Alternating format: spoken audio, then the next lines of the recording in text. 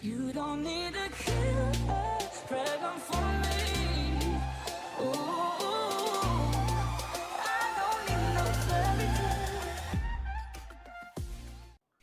Last time, 3 weeks ago, we were in the Temple of Ultimate Understanding or something like that, right? Universal Understanding. Yes, the Temple of Universal Understanding. I think Ultimate's way better though. It's not.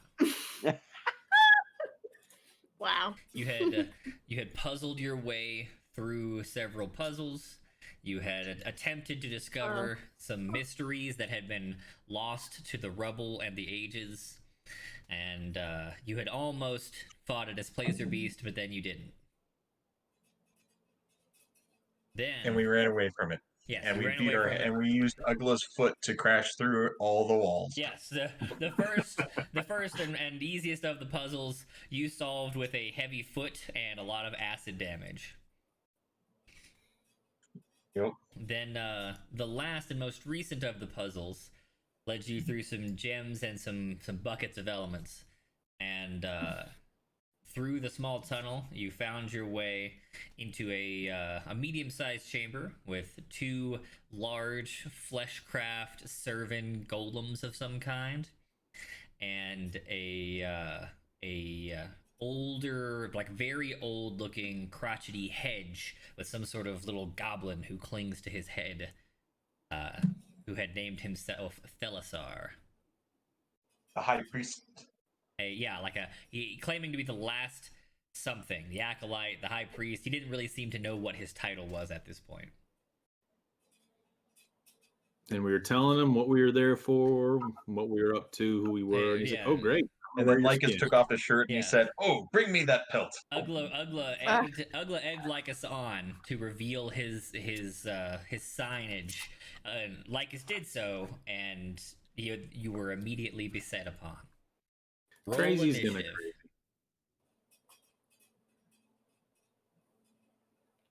Didn't click my character. What? Sorry. Oh man, bastard. Dean and Morty. Sorry. Did the same thing. Oh, the Dean. No. Yeah.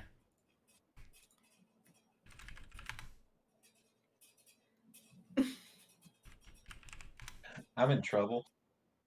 1 point. You are. Unless I can roll. I mean, I can outroll people and go park my fat ass in front of you. Hopefully. Yeah. Hopefully you can get in front of me before their turn. Yeah. So they're shamblers. Might be okay. We'll place you into a square so that you're all proper. And move you guys over into actual squares. There we go. Okay. Can we have me beside Lycus? No. Okay. This is where you were when we left the game. Yeah, that's true. Yo. I could have moved my guy beside him, but I did not. But you did not. All right, they have an initiative of -1, so it'll probably be fine. Oh, I don't know. 3, yes, it will be fine. It'll still go before me. Still before you, of course, but everyone else gets to go. All right. He said, "Bring me his pelt!" And they lurch into action. Ugla, it's your turn. Ugla blurts out, "Don't cast spells on me!" And goes to... Are these guys 2 squares wide? Mm-hmm. Fucking monsters. Okay, cool. So I'm just going to go try and block this doorway, but also hit them. I'd be able to reach the dude on the left from here, right? Okay, cool. And the guy on my right could not get through there without fucking me up or squishing me out of the way, right? Yes. Okay, cool. So I'm going to move there. And I'm going to look at my spell sheet and see if I remember how to D&D. How many weeks has it been? 3. It's been 3, we but did not play it last Thursday or the Thursday before. I had a sequence of 8 days there that was like several years. I pity myself when I start back at work in a week and a half because my brain is just something totally different now. Yeah. Oh. I see a certain spell here called Stellar Bodies. This seems like something cool. Is it? Yeah. Is that the one that comes from that ring? Yeah. Ah. Let me. Can I link it for consideration so Yep. y'all don't just sit here watching me read something you can't read. So this is that one-time use thing that the dean gave us in this ring. Right. I do see 2 enemies, and this would free up spell slots in the ring for it to be used. True.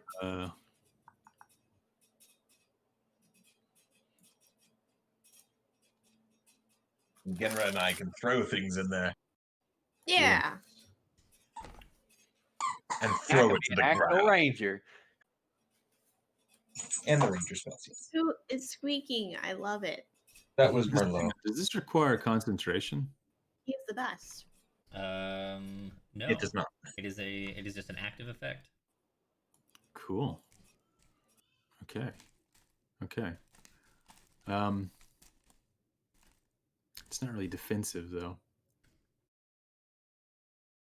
Yeah, fuck it. I want to see if what these things are made of. So they look undead, right? Mm-hmm.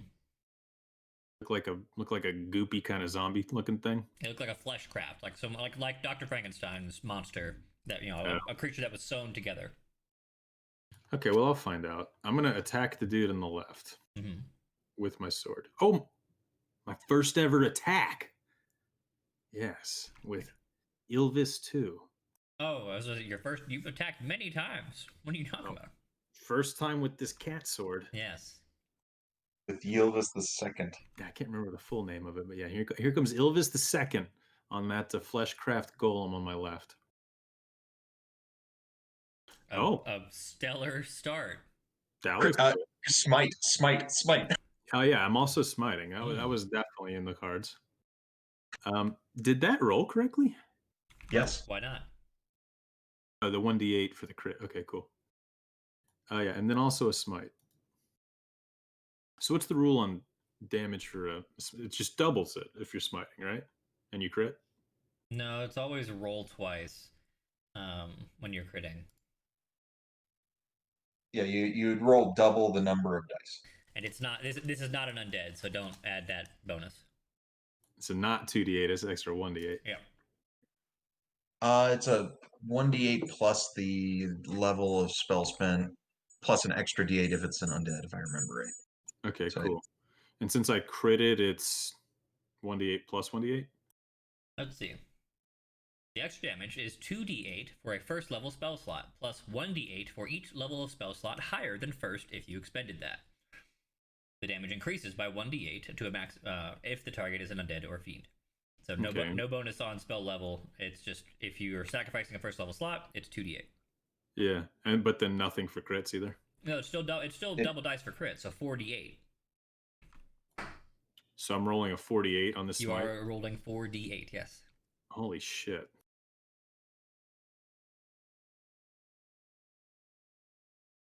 All right.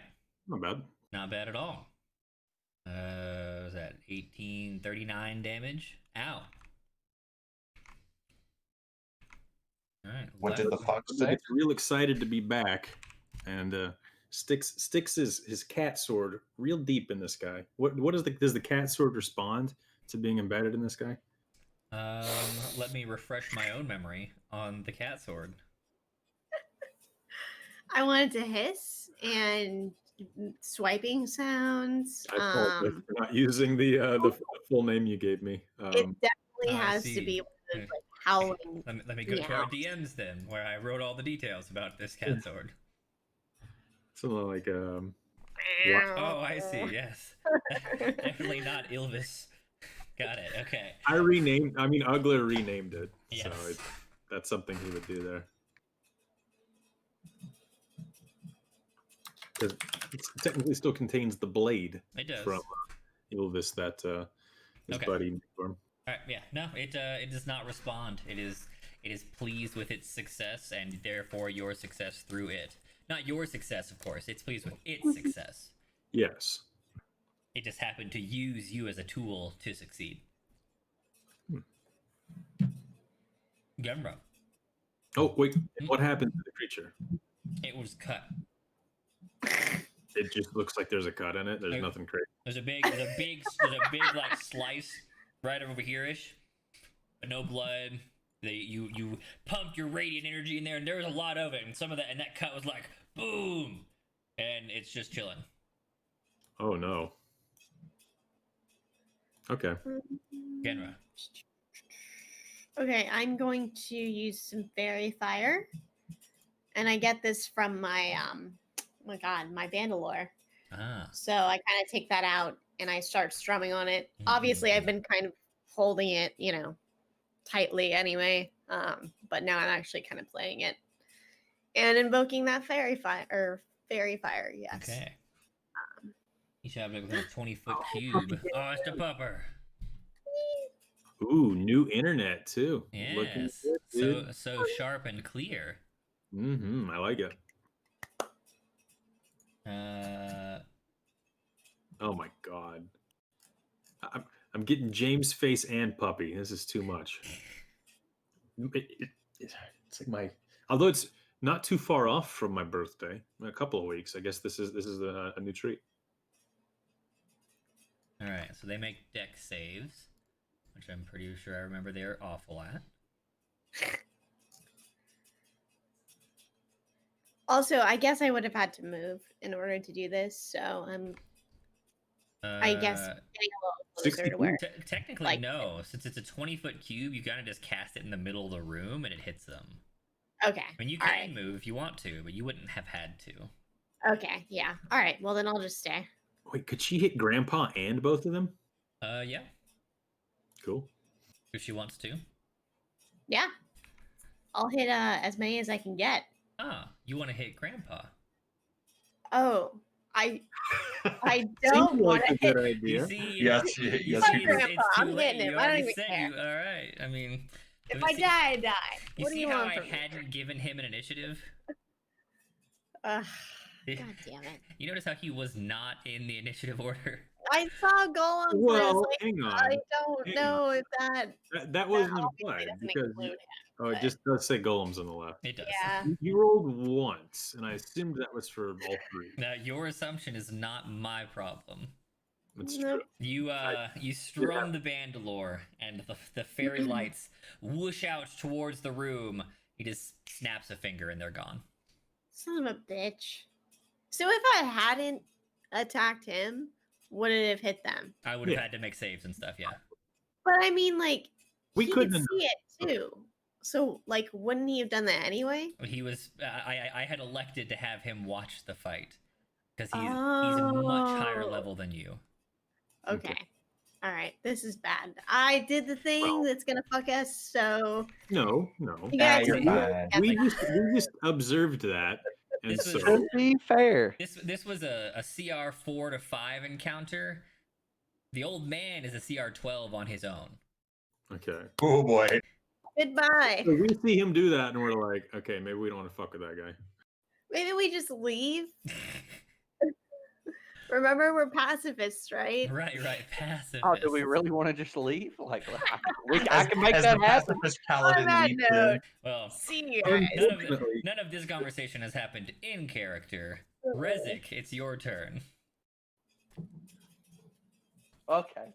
Seeing The snap audible to everyone. seeing that Oh, shit, yeah. I'm like, Well, I mean, Rezik, you didn't see it. Based on your angle, you can't see the old man. That's fair good. enough. All right. God damn it. Son of a bitch.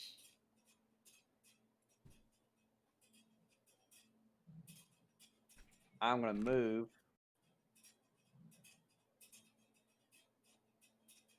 Hashtag Right here so I can see the old man. Ah, yes, the old man. Oh, that's who they were talking about. Now what?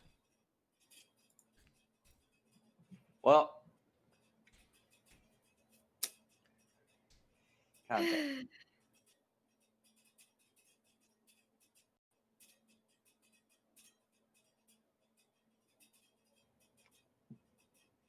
I guess I'm gonna cast Spike Growth. And I want to cast it over on the right side of it.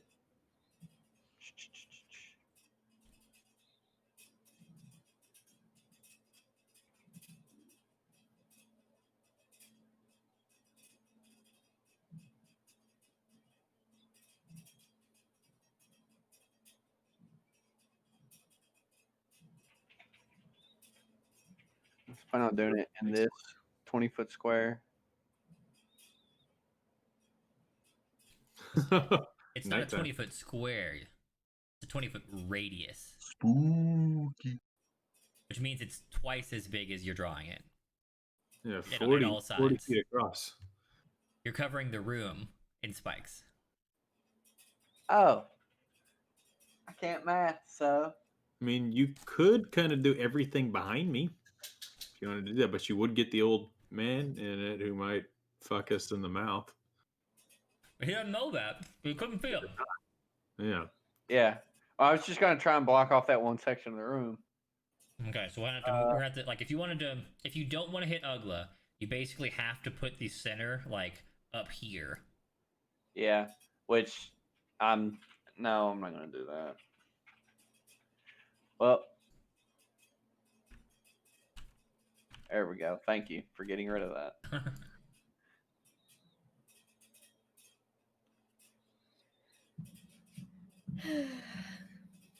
I'm not gonna do that. I'm just gonna cast Hunter's Mark on the old man. Get him. Yep. Well, I didn't know any of this. That's true, and I mean, if you take out the guy who's controlling the things, probably kills the things.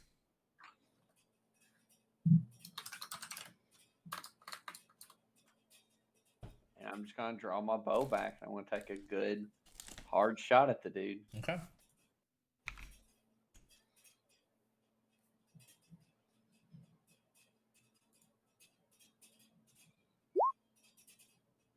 Well, don't even hit him anyways. Probably.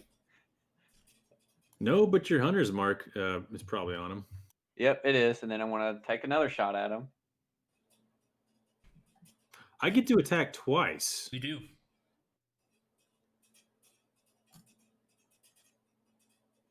Why aren't you using your attack buttons? Okay. I'll just. No, Yep. I mean, it's too late now, but I'm just wondering why you aren't using your attack buttons. I thought that they only rolled the damage for it, not the actual attack, but whether or not the attack hit or not. Randy, did you remember that we were of level to attack twice? I did know that, yes. Oh, man. And you know everything I just went through and you didn't remind me? I do know that. That yes. is on. I didn't know if there was something weird going on or what was going on. If it was like a bonus action attack, so I just kind of let it go. This is gonna be great. Just me brain. Just Yep. such are the woes Baby brain. of forgetting how to play D&D. That's right. Luckily, you only need to mess up once. All right, so you rolled a 9. You have a +8 bonus. You had a 17.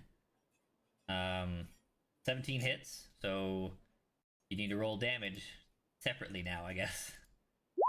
Not bad. All right.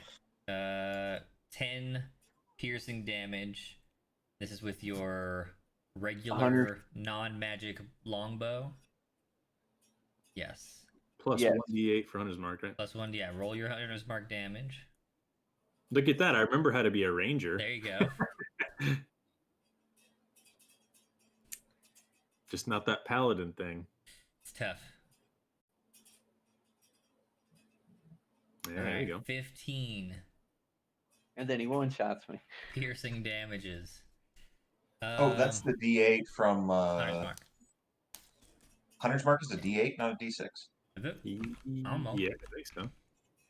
If I'm I'm out. pretty sure Hunter's Mark is a D6, but does Resic have Colossus Slayer or something similar? It is definitely a D6. Just reroll, I guess. What else you got? He's not a He's not a not monster injured. hunter or whatever. He's a hunter. Yeah. Yeah, He's not the injured. hunter at level 3 gets the like a bonus gets either a bonus attack or like an extra D8 or something else. Yeah, Colossus Slayers if they're injured though. Okay. He's got Horde Breaker, which he's literally never used, but looks like it's a really strong ability. Oh, it is. I've used it before. It's strong when your DM frequently throws lots of little things at you.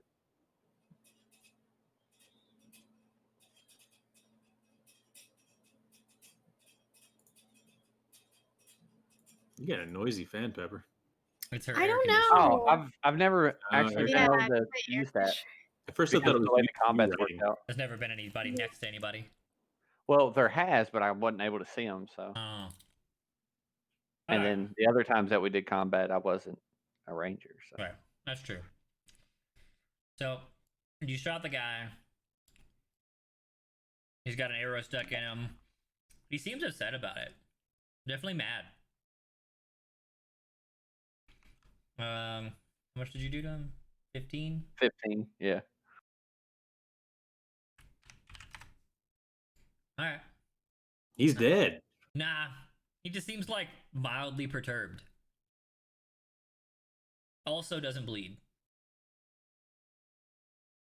Oh, it's the golems. Well, this I'd guy's go here for this world. this guy just steps up here, and this guy just steps up here.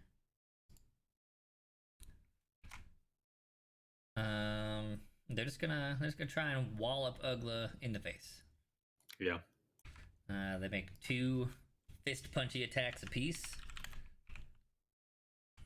So that's 4 d20s at Ugla. They have a Wait, plus, what? They have 2 fists, and there's 2 of them, so 4. That's the attack. Oh, each of them is an attack roll. Yes, Okay. each is attack roll, but they only have a +7, and I don't think a 19 hits you. All right, they seem upset about it, or they don't really have emotions. They kind of punch in your general direction, and it doesn't pierce your extreme armor. Yeah, I've got my sweet roller shield up, and you're just hearing them bang on some drums. Right, the steel drums are going do do do do do do do. See a couple wheels spin around on it. Right, Lycus, you're up. All right, Lycus moves over 5 feet. Okay. Takes an action. Or no, he already had his turret ready because you allowed that last game. So he's gonna go pew pew at the one that Ugla has already damaged. Okay. Now he's in the initiative order. Don't worry, guys. It's gonna be fine. Oh, that had advantage. Or no, it didn't have advantage because the glitter dust went away. Correct. Okay. So that's bonus action.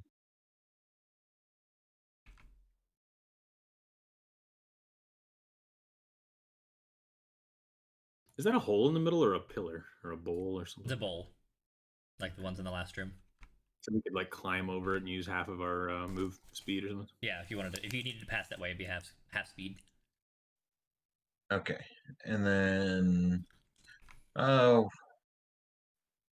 gonna Scorching Ray. Okay. Does an 18 hit AC? It does. All right. So then we can ignore the second fire number on the remaining attacks. 11 probably misses. It does. And then 7 more fire on the last attack. Okay, so 17 fire, 2 force. Yes, 24, 26 points of damage total. Plus the 5. Where's the? How'd you get to do the Scorching Ray 3 times? That's kind of cool. It shoots 3 rays. Yeah, it's three attacks off of Scorching Ray. Nice. Why is it 26? I see 17 fire, 2 force. That's 19. Why is it 26? Oh, so the 26 2, that's 10 from the first Scorching Ray plus 7 bonus. And then on the last attack, 19 hits for an additional 7. Oh, 7 bonus on the first ray does bonus damage? Yeah, because of the arcane firearm. Right. Okay. So 17, 19, 26. Got it. Okay. All right. He seems upset about it. Definitely upset. He's not a big fan of the fire. Seems to have lost his chill. The zombie guy? Yeah, the zombie guy. Very upset about the fire.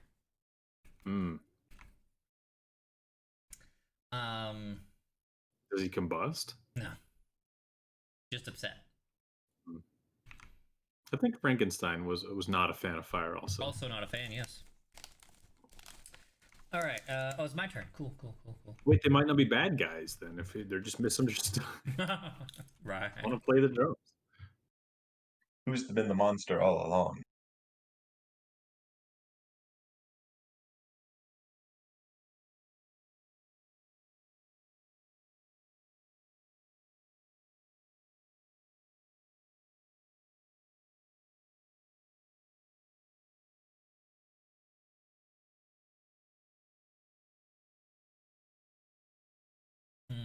All right.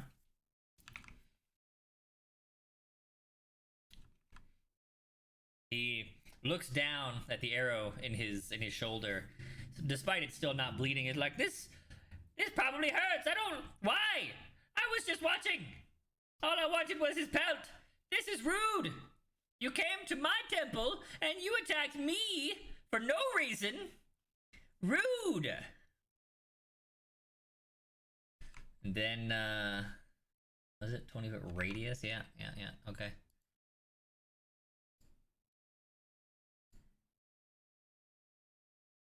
That needs to be 8 squares long. No, that's a circle. Or that's a square. There we go. That's a circle. As he throws a fireball. As he throws cloud kill. Oh, jeez. 1, 2, 3, 4. 1, 2, That sounds 3, dangerous 4. at all. There we go. Okay.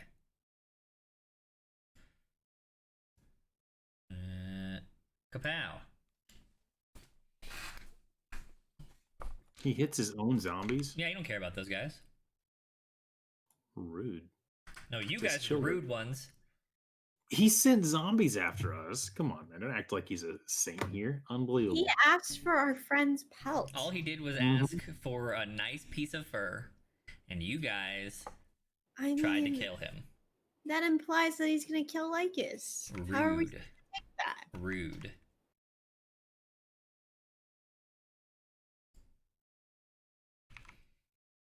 All right, so I need everybody to make a Constitution save. Is it next level that I get to start adding my charisma to every save? I don't know when you add your shit to your shit. 6. That's your shit. Yeah. Level. God, I want that, man. Oh, whoops. That's a 15.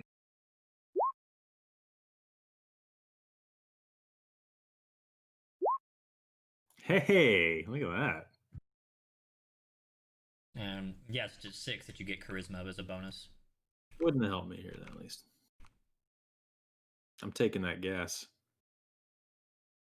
All right. Everybody but Rezik. Well, I mean, everybody takes damage, but Rezik, you get to take half. Ooh, this is Ooh, strong that's good. gas. I might need to not. So 17 or half. I rolled very low. Oh, come on, man. What? Rounding up or down? Down. No. Up. Okay. Okay. D&D always hates you. If it could hurt you, round up. Okay. I thought it was always round down. Is it? Oh yeah, D&D rounds down because it hates you. Because if it could be beneficial, you round down. Mm-hmm. Yeah. So you take 8 damage, Rezik. And all the rest of us take 17. Everyone else took 17. It doesn't look like the zombies care. They don't seem like they are, breathe or take problems with poisonous clouds of death. Creatures are affected even if they don't need to breathe? The flesh golems are immune to poison damage. Oh, okay.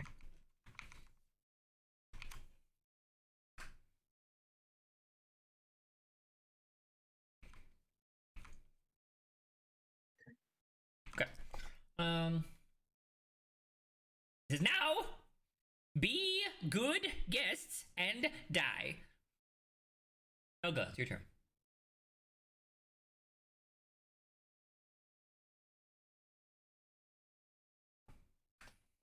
feel like I need to charge him, or he's just gonna kill us all, and like at the same time. But I will take 2 attacks of opportunity, so that'll probably kill me before I get to him. So once again, cool. If they can hit you. Okay. Yeah. I guess you're right. It did It's seem like better. they struggled with that.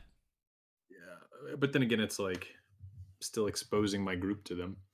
But we will die if I don't. Okay, so Ugla seeing him, feeling himself get extremely fucked up off this gas cloud, and glancing over his shoulder, seeing his teammates on the verge of death, says, "Okay, well, fuck. I guess I need to try to kill this guy. No time for these dumbasses." And he's just going to. If I can I get up to him on top of that thing and try and hit him? Yeah. What's your move? You got 30, right? Yeah. Yeah. So you got 15, which is 3 squares. So you could be like here or here. Yeah. I'll take the. Sorry. Actually, D&D does weird. 5e does weird diagonals. You could even be here. I'll take the one on the left there, right in the middle. Right here. Yeah. Okay. They will attempt to attack you once apiece. But they're still in his threatened range, right? One of them is, yeah. So the other one, oh no, because of weird diagonals. Yes, you're right. Yep. Never mind. Oh, no fucking joke. Yeah, they can do 10 weird diagonals. Yep. All right. Technically, I didn't move out of their range. Wow, they get some fucking. Y'all remember Street Fighter? Yeah. They get some Dulcim arms. Yeah. Okay, so I'm gonna just politely jaunt up to this fellow with a frog on top of his head, and do everything I possibly can to kill this man. It's gonna involve me reading my spell sheet again because I didn't study.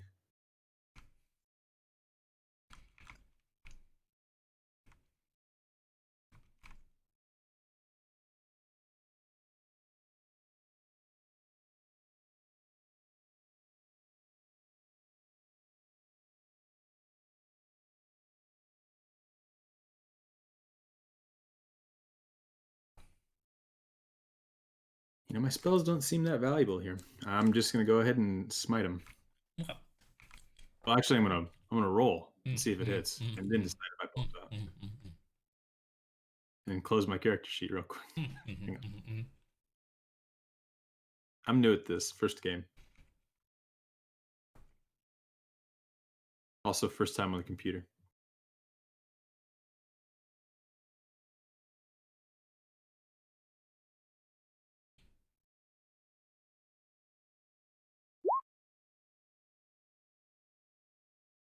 Do I feel that connect? 19. Yes, it does. And I'm also going to smite. Okay.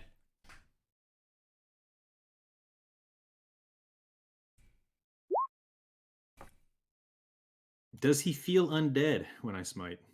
He does not. Okay. Then does I'm he feel like a fiend? He does not feel fiendish. All right, so you do 25, and then you swing again for another 9 points, 34 points. I'm going to try and smite again. Okay.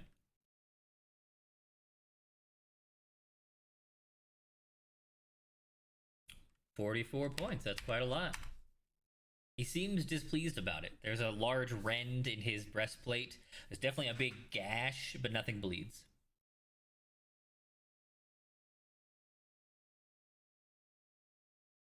Ugla looks upset. He's looking down at the blade like, "You ruined my breastplate!"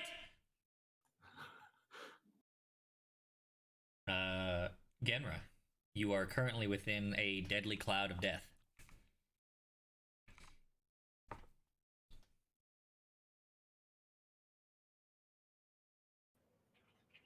You can't see anything. Ah, yes, the Gust of Wind spell! The first and only time in Dungeons and Dragons it's useful! Let's see which way you blow the cloud. It just dissipates.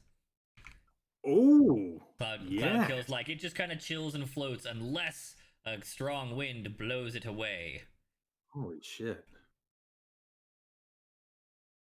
Can Ginra like flap her wings mightily to make this happen? Now, there's a peculiar wording to the cloud kill spell. I'm not sure if I should just kill you guys with. You see, it says when a creature enters the spell area for the first time or starts its turn there, that creature makes a save. Doesn't that mean I should hit you with it twice? But we didn't. The question is, when did we enter it when he casted it? Yes. Because it's kind of like one of those things where entering means you're walking into yes. It's more like it should have taken effect the first time your turns came up individually. Correct. Yes. Okay. Good. Okay.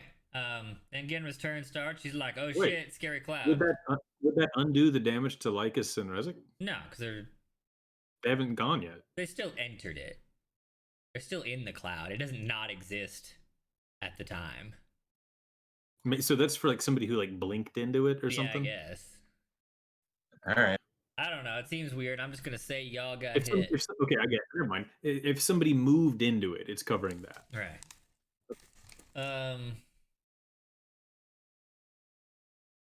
Genra killed the thing. Genra, would you like to move or do any of the other actions?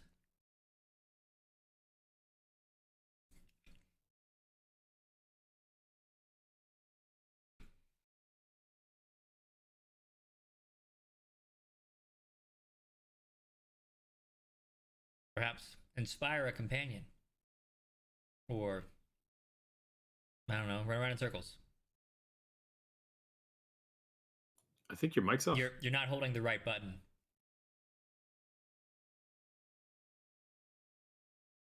It's none of those. It's not any of those buttons. I don't speak Spanish.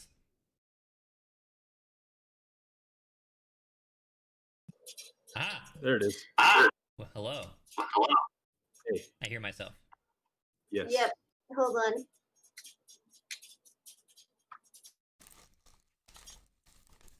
Hello? Hello. Hey. Hi. Fuck. Is it working? Mm-hmm. Yeah. I can't tell. You guys are fucking No, with it's working. me. No, it really is for real. It's actually working. I promise it's working. I moved it too far away, and I think the wire gets funky. Okay, yes, the obvious decision would obviously be to inspire Ugla. No. So I will do that. I will strum and inspire one. Don't worry, Ugla. Inspiration is not a spell effect. Oh. Really? Yes. Wow. Cool. Yep. I learned. Wow. So bards cast magic without casting magic? No, inspiration is not a magical effect. She's literally inspiring you with her amazing skills. Yeah, exactly. That's cool. I play She's making you you like feel better. I play you the most like Metallica-esque song on my Bandalore that you've ever heard, and you are so inspired by this. Ugla braces himself, ready to feel that murderous urge from his sword, but it never comes. He just feels good about himself. Mm-hmm. What do I have to roll to see how much? I can't remember. Nothing. Is it a 1d? If and when he decides to apply the thing, he will roll. Okay. Got it. So that's not like any save or any action?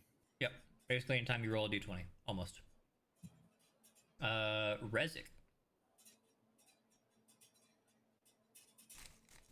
Well, I'm not going to move. I'm just going to draw back, and I'm going to shoot this guy again. That's it. If we're going to climb that mountain, we got to climb.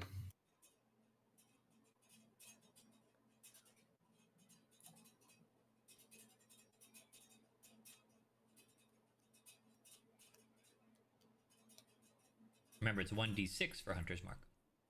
Yeah. Ah, yes, good. And the extra attack. And then the second attack. Yep. He gets another shot. You get another shot? I get another shot! They put too much juice into this one. Maybe. This guy looks a little frail, though. I don't know. Ah, no, not with a 10. You miss wildly. Yeah. Does it at least hit skim the skin of the toad on his head? No. Air pass by him and make his skin mildly dry? It does not. Oh, God. Alright. Golem time. Well, I'm not having any of this nonsense. Hey, attack of opportunity. Cool. From what? Sweet. It's moved out of my range. You moved out of its range, not the other way around. Fuck, I don't have 10. You don't have range 10? What are you talking about? Paladin did. Son of a bitch. Forgot. And then the other one can't get into the hallway, so he's going to attack you still. So 2 fists at Ugla. 15 plus 7 is 22. Does that hit you? Ugla uses his shield. What's it called? Holds up his shield magic ring. It's a shield. Oh, from the ring. I was like, yeah, you have a shield. I know. So I don't have the text for that spell on hand. But what do I roll? it buffs It's it. Good. It's a +5 to AC that lasts until the start of your next turn. Right. There we go. So you deflect his hammy fist. And then this one walks up and attempts to punch Lycus to death. There's a 14 hit Lycus. No. All right. His other hand, like it's a really narrow hall, and he just punches the wall. I was like,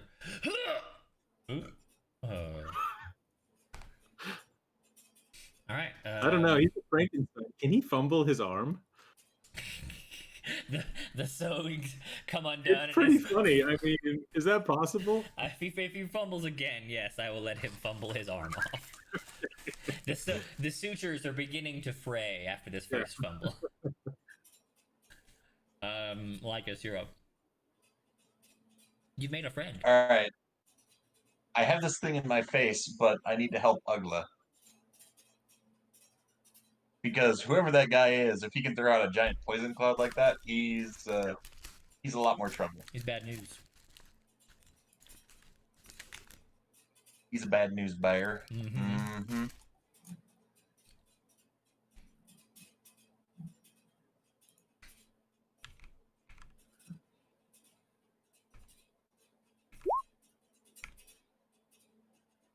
That will probably miss, but that's an amazing roll on the damage.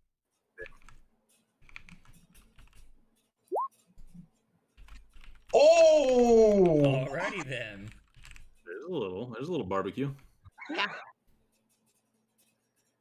All right, so it's God, you rolled max on the second. Oh Jesus, it's so much. that's 36 points of damage off a cantrip. On a cantrip gunshot. Okay, minus 36. Wow. He shoots the gunshot straight into the gash where the sword had cleaved before, and you see it go inside, and then his whole, because one of those cartoon like swallowed the bomb kind of booms, just his whole body explodes a little bit, then shrinks down, and he smokes from everywhere. You just have like indigestion. Is that what it felt like? Pretty much. This son of a bitch. Damn it. Wait, is he dead? No, he's still chilling. Oh. There's no hope. Anything else?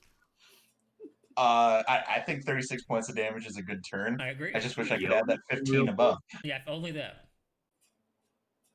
So you're not moving, I assume? Yeah, no, I am not moving from my spot. Darn. Yeah, I know. I don't want to give you an A off. Why not? Okay. So he's like, man, is it rude? All I asked for was some soft fur for my bed, and you assholes come up in my home, and you cast your stupid spells, and you swing your stupid swords. I'm getting real tired of this. I'm just about done with y'all's nonsense.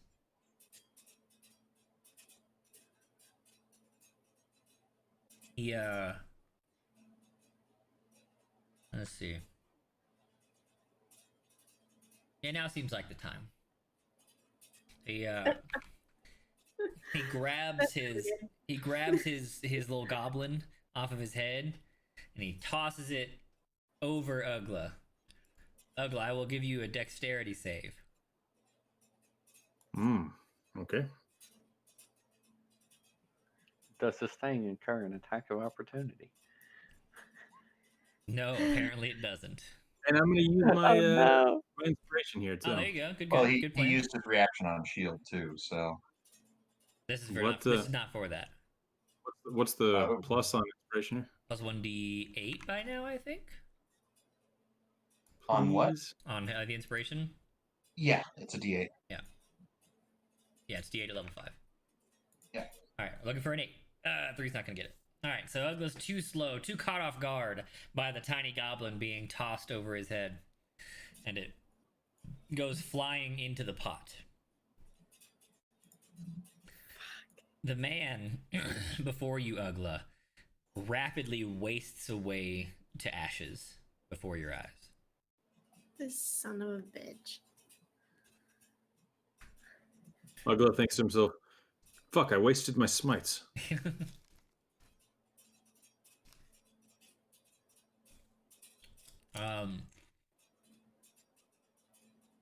Ugla, you're up.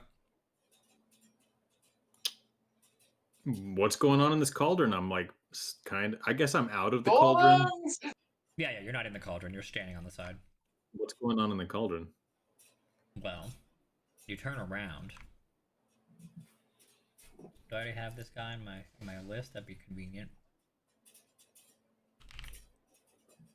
No, I don't. Okay, that'd be silly. Good job, Randy. Don't plan ahead. Yeah, why would we attack that guy though? Why? What? Yeah, like why would they? We were gonna have to eventually. It's okay. I don't know. I mean, I feel like it felt natural that we would feel like everybody was out to get us because we just dealt with that cat thing. It said take his skin, like take his pelts, like that. That's not something somebody who doesn't want to kill you. I mean, We're not I think we had the talking option about of. I think we had the option of killing these two things and then fighting him, or fighting all of it at once. My plan was to have him leave at the end of the first round. I didn't think you guys would attack him in the first round. Listen, we made the mistake of letting one go before. We're not gonna let this one go. Right. True. Also made the mistake of not 100 marking people at the very beginning either. True. It's fine. We're learning from our older mistakes and what making. does Rezik feel happened to his hunter's mark? It just disappears. All right, I'll put it lower so you can see the big image. If you scroll down a little bit in the main room, this is what's happened. This is what's in the cauldron, but it's not this big, of course. Ragnaros. Yeah, it's Ragnaros. Definitely Ragnaros. You see a tiny version of that dude in the cauldron, looking as though he is, like working himself up. Okay. I wish I'd create water. I know. I was just thinking that. Just douse a little bit on him, and his little fire goes out. I have to actually We read do my have soul. water. There is water in the other room. Well, yeah, it's way over there though. Yeah, Nowhere near but that. Just pull some and water there's out of your two pack. giants in the way. Can you create a Blastoise tornado with died. your gust of wind? Golems! Like us, why don't you have a blank? Just grab your water skim and pour it at him.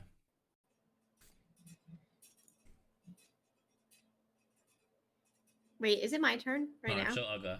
No, Okay. it's me fucking around. I'm sorry. You don't have to apologize. Please. Oh, I could have Misty stepped up to that guy. I didn't even have to take the Zoes. You didn't take any though. That's true. But I had a shield. You would have wasted Misty Step. I guess if you want to look at it like that, yeah. You know what? Okay, I think it might be time to try something new. Maybe. I have to really think about it. I need a 30-second timeout here. No, it's not time to try something new. Not that. Not quite. Okay.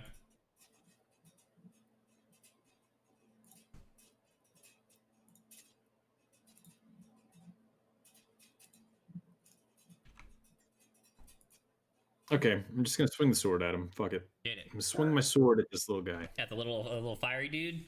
The little fiery dude, yeah. Okay.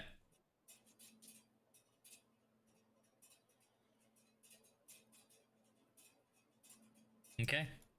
You'll hit a little fiery dude. You do hit a little fiery dude. and I'm gonna smite him. All right, smite him. And I'm gonna give him a big fat smite. I'm gonna have a fucking second level spell slot smite. Oh shit! 3d8. Fucking 3d8 Is he a fiend? He is not. He's an elemental. Damn. All right, 28 points of damage. The tiny little spark of fiery elementalness sizzles and goes out as your burst of radiant energy dissipates his form. Do I look around? The flesh crafts crumple into bits. So, we done here?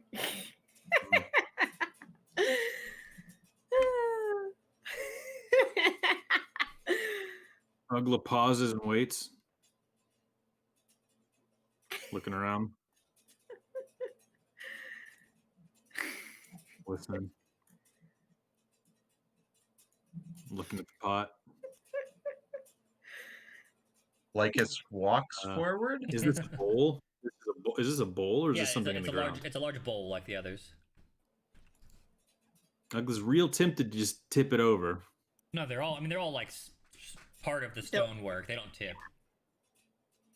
I mean, maybe you kick you it. still Then could, tip yeah, it you kick it first, of course. Wow, I can't believe that did it. Are we actually out of combat? I have no fucking clue. You find so Ugla's gonna look at the rest of the group. It seemed a little too easy. I'm pretty sure this dude just somehow went somewhere else. I mean, you did give him a mighty blow, and then that was a crack shot in my pot. Exploded from the inside. Oh yeah, you pissed off that guy into throwing his little demon, and I tried to catch it, figuring it's gonna land in that pot and make something crazy, and it did. But then I swung this cool sword at it, and it just disappeared. Doesn't seem like it should be that easy. Why don't we get everyone in here, close the doors, and take a little rest? Yeah, I could definitely use a nap. Oh, just a short one. Indeed. Yep. Okay. You close up the doors, and I'm assuming the other two of you enter the room as opposed to napping elsewhere. Definitely. Ah, good. This is never good. Never good. All right, and then your short rest ends. You can roll hit dice if you'd like to heal a little bit. If anybody took any damage. We made it through 30 minutes there. An hour. Oh. I wonder if this thing like transferred somewhere and was growing somewhere else. Okay.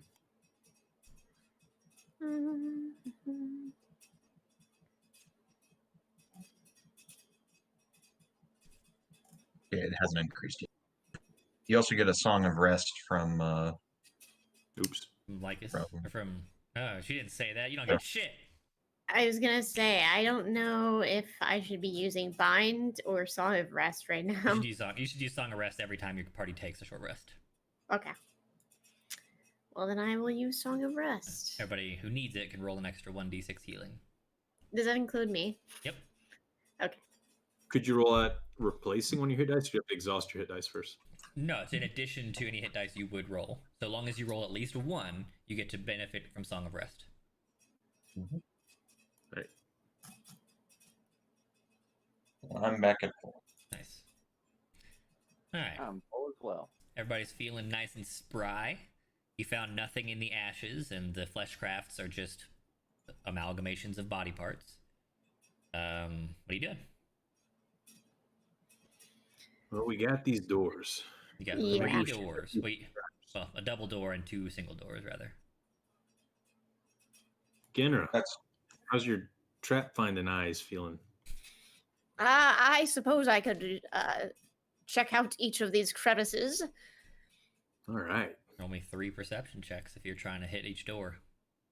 All right. Can you assist in perception if you're you got it? Holy shit! You could, but why would you bother? Yeah, why would you? Yeah, Ugla contemplates asking one of the other keen-eyed party members to help her, but before he can, she studied every fucking inch of every door. She is quite certain With that more expert. all of them are untrapped. Wow. Okay. Are any of these like they're all shut? There's nothing like Correct. there's no cracks. They're all or... shut. They all appear to be in old, like aged but fine condition. Got it. None of them look like they've been recently like moved or touched or. Nope. Okay. Damn it. In fact, that might be a point of note, especially with your exceptionally high rolls. They don't look like they've been touched at all for years and years, meaning that even these 3 people probably never used them for the last several years. Got it. All right, I'm going to share that with the group. It doesn't look like these have been moved at all, so I'm honestly not sure if those creatures that we encountered even came through them. Perhaps nobody has been through them in a very long time. Well, Genera, have you got a door that you like? I mean, they're all about the same to me. Any of them. Interesting feelings about any of them? No, no vibes that I'm picking up off of any of them. I mean, the larger one does seem slightly more interesting because of its size, but they're about the same. All right. Well, I'm going to think about it real hard real quick. And then I'm going to go through the one. Yeah, I'm going to go over to the left door and open it up. Okay. All right. Oh, before he opens it, he turns to the group. Remember, as he's opening the door, don't cast any spells on me. Ugla opens the door to find an L-shaped hallway. He dodges backwards as quickly as possible. The invisible air bullets just whiz by, having never touched you. Oh, that was incredibly close. Moving back there. Careful, guys. It's a hallway.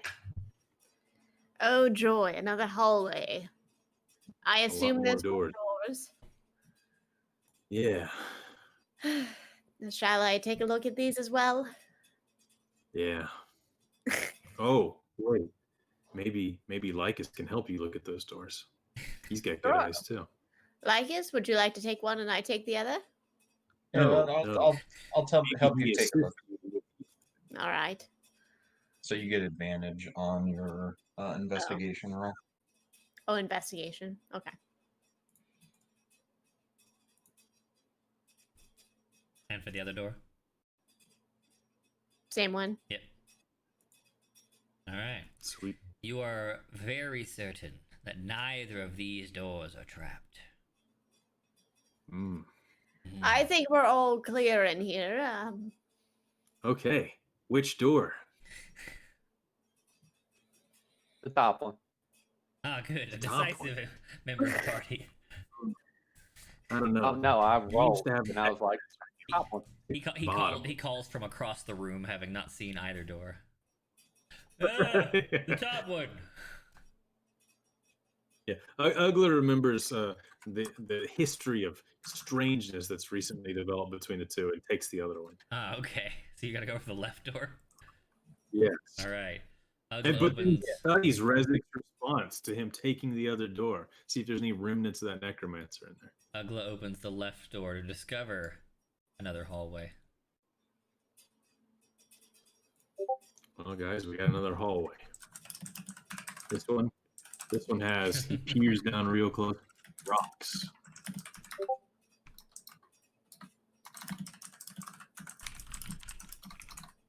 Okay. It's definitely her voice. Now what, Ugla? You've discovered a hallway that ends with some rocks. See several more doors and rocks. Investigation crew or perception crew assemble. Do I get advantage rolls if I'm... If both Genra and Lycus enter the hallway, yes. All right. Lycus, would you like to go investigate once more? Sure. I guess I should actually move my character. Uggle blurts out, maybe you should also investigate the tiles we step on. It'd be real bad if we stepped on a spike trap. Too late now. All right, so both of you are in the hallway. Pow. Then one of you rolls advantaged investigation.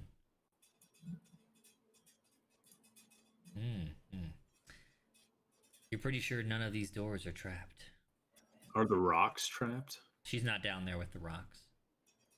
She'd have to go over there and check them. Well, they're foam rocks. Fake. And there's nothing on the ground that I can see. Looks like tiles. Trap-wise. Okay. Looks like tiles. Son of a bitch. Stone or perhaps clay tiles. Yes.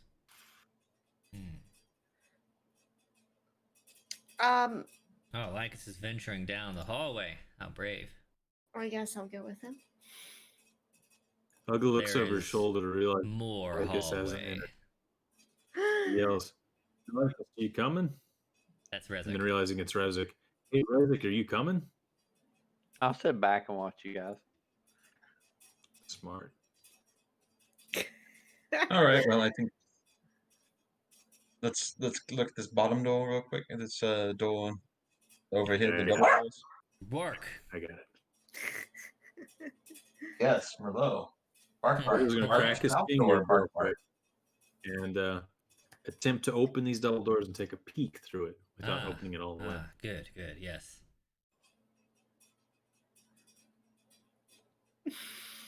It's a tiny look. You attempt to open the double doors for a peek. Just a peek. Just a real stealthy door opening. Just like this much. And you get a little, and then like a little tighter. It looks like there's a table or a bench or something in there, maybe. Oh man, this is pay dirt. He starts to crack it more. Oh, it starts to crack it more. Okay. Perhaps we should wait and not open that. Oh yes, there's definitely a table. Oh, and there's something on the table, like a piece of paper. Not the paper. And there's some doors on the other side. I'll be able to contain his excitement. Just blows both doors open. Oh, make a charisma save. To avoid getting excited about paper. This is probably where the other thing went. He's probably just in this other fucking bowl in another room, just waiting for the doors to open because he knows we're all dipshits. Whack-a-mole. It's actually a wisdom save. You can keep your 19 roll. What would that have given you?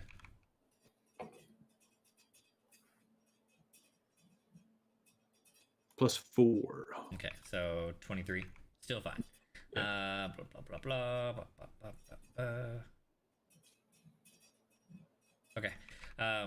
You know in Harry Potter, where they go back to the Phoenix house and the Dumbledore smoke ghost? Yeah? Dumbledore smoke ghost. I know that. I think I can figure out what that means. Have you not seen the Harry Potter movies, or what are we talking about here? I don't remember. One time a long time ago. But you're saying a smoke ghost of Dumbledore? I can figure it. I can see that. I know Dumbledore. Unsatisfied with this answer, Randy commences Googling. God damn it, they'll know the full majesty of this smoke ghost. So they return to the secret hideout, and that makes sense. And there's this like magical trap that's just like a smoky after image in Dumbledore's shape that assaults whoever opens the door. Yeah. Yes. So that happens here. You burst open these doors, and this like smoky, ghostly image of the guy who turned to ashes in the fight comes like rushing at you through the door and says, "You abandoned me!" and then dissipates as it kind of crashes into you. He said, "I'm a what?" He says, "You abandoned me," and then dissipates as he crashes into you. Oh. How did we abandon him? Yeah, it's such a weird way to phrase it. What an idiot. What an Completely idiot. unmoved by his old asshole walks into the room and looks around. The room looks like a kind of a living space, living room, common area. So there's a large table. This one's a table. There's benches on each side, as well as like seats and side tables around the room. In the center, you see a well-worn piece of paper on the table. Perception squad, go. I'll read this paper in the meantime. All right. I'm gonna roll investigation. I assumed, Lycus, you were doing the same thing, so. Yep. I am walking around, looking. Do we see anything? No, the Noticeable? doors appear unremarkable. Ugla, if you check the journals tab, you will find a new entry. Oh. All right. Do you see this new entry? I do. Good. Can I read it to the group? It's entirely up to you if you'd like to read it to aloud or to yourself or not at all. The top text is descriptor, then the other text is what's actually on it. So if you were going to read aloud, you'd only read the bottom part. Okay.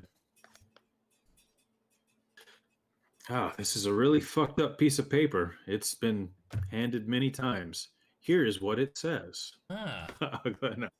Yes, so that they know the state of this paper. Great grandfather, it is cowardice that sees me writing this note to you after we are certain you have fallen asleep.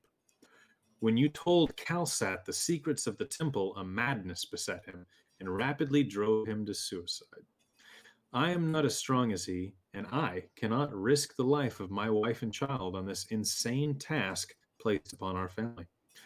I know not what terrible mysteries reside in your head, but I fear them more than whatever could possibly be at risk for them not being passed onward. That's a strange sentence. Ugla pauses, thinks about it, and reads it again. I know not what terrible mysteries reside in your head, but I fear them more than whatever could possibly be at risk for them not being passed onward.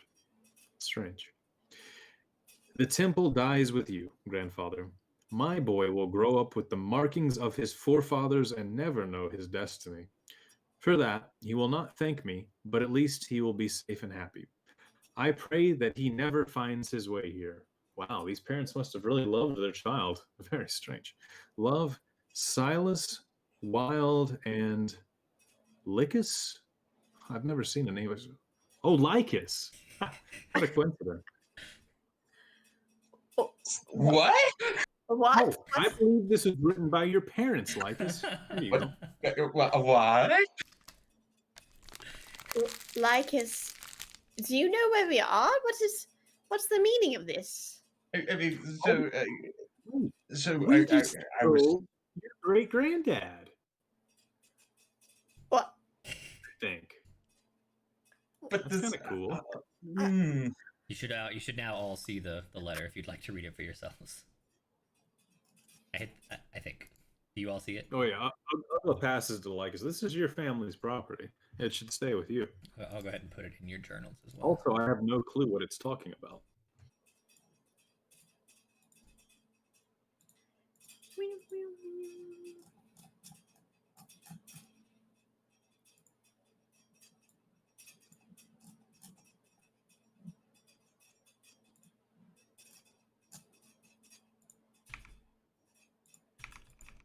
We got another follower.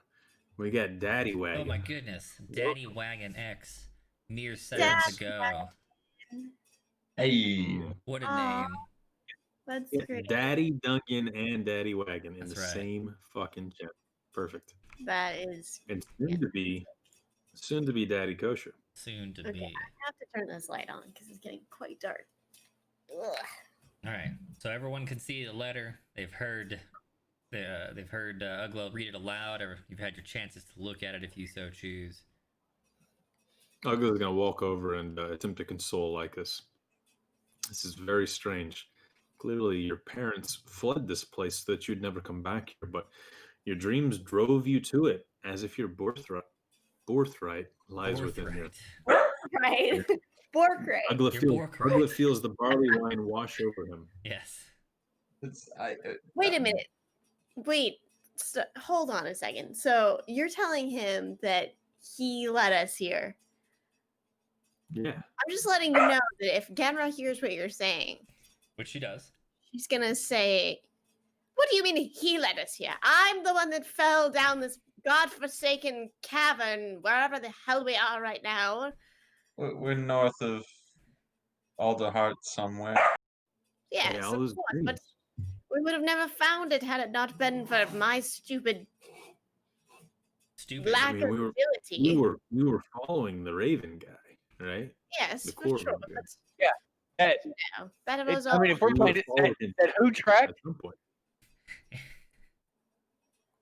How did we get to the part where you fell? What do you mean? How do I get to the part where we fell? We just got lucky. Yeah, we just got lucky or something.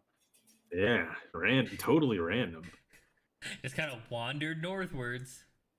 It's true. If only we had like a master ranger in our group to guide us to this. Not a necromancer. Yeah, not a wizard. Hey, fuck that guy. He was a deceitful shithead. Okay, I stand by that impression. It's true. I'm very happy Rezik is back with us. Right? Rezik. Rezik. Is this? And then I just ask, be like, is this like that time you thought? God damn it! What is this fucking name? Son of I just sees you like attempting to come back and pretends to just go on investigating the room and doing something else. So terrible with names. God dang it. It's okay. We get a pass at this point for names because it's been a hot minute since we've been here. That implies that you remembered them when we were playing week to week, which you didn't. Hey, the only one I didn't was Daddy Dungeon, okay? He's the one with the name problem. I'm very good at forgetting names. That's a good way to phrase it. I'm excellent at forgetting names. Yeah.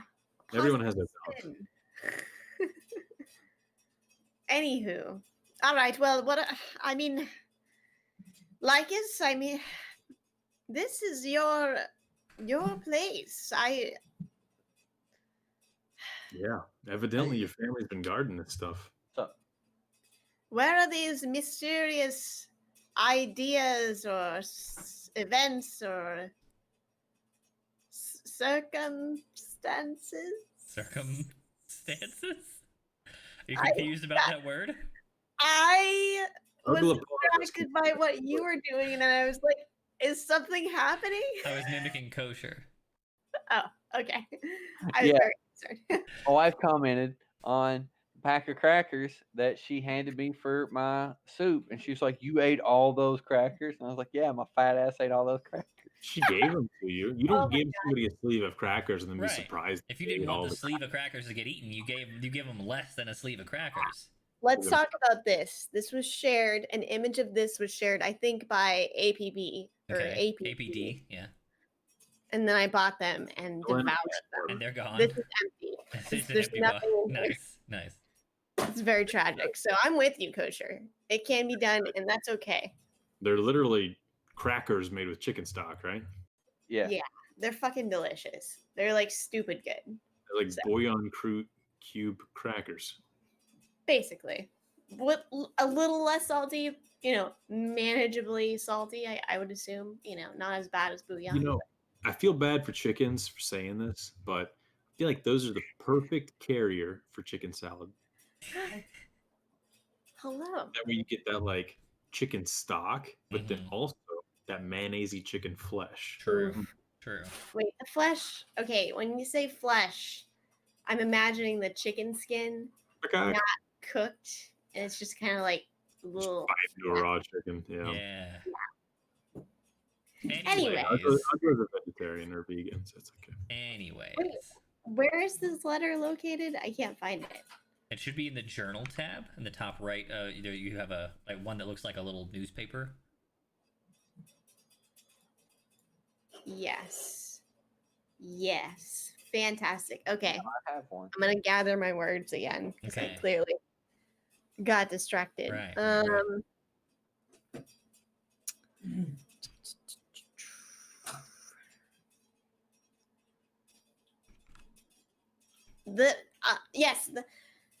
The terrible mysteries.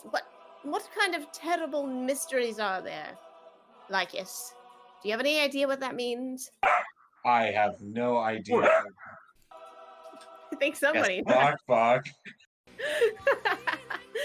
I have no idea. Well, that's terribly Inconvenience, I know. yes, unfortunate for us, but because that sounds pretty damn terrible. Well, I'm already slowly going mad, so let's just see where this goes. Hey, did you know your parents' names? No, actually, I don't know. So there's that. True, very true. Silas and Wildy. Those are nice names. Not sure it's Wildy, but yeah, all right. Wildy is cute. I kind of like it. It's like Swedish or something. Ugla, attempting to make one of the names feminine, calls it Wildy. You couldn't have made it like Swedish something, called her like Vilda or even Wilda, but no, Wildy. Wildy. It's fine. Okay. It says Silas and Wild. Silas and Wildy. I don't know about that. These are names. Wow. Different That explains Silas, Wild, and Lycus. These are family names. I'm sorry. Either way, it's fucking strange that your parents fled, but they might be alive somewhere, considering they left this godforsaken temple. Well, I doubt it. I never knew them. Yeah, maybe that was to keep you safe. They stashed you somewhere and then ran off. Could be. They were supposedly attacked by there's supposedly a bandit attack. I don't really remember much of it. Because you were so young? Yes. If you guys would like to take a little side quest trip back to Natural Order, we can discover how they died.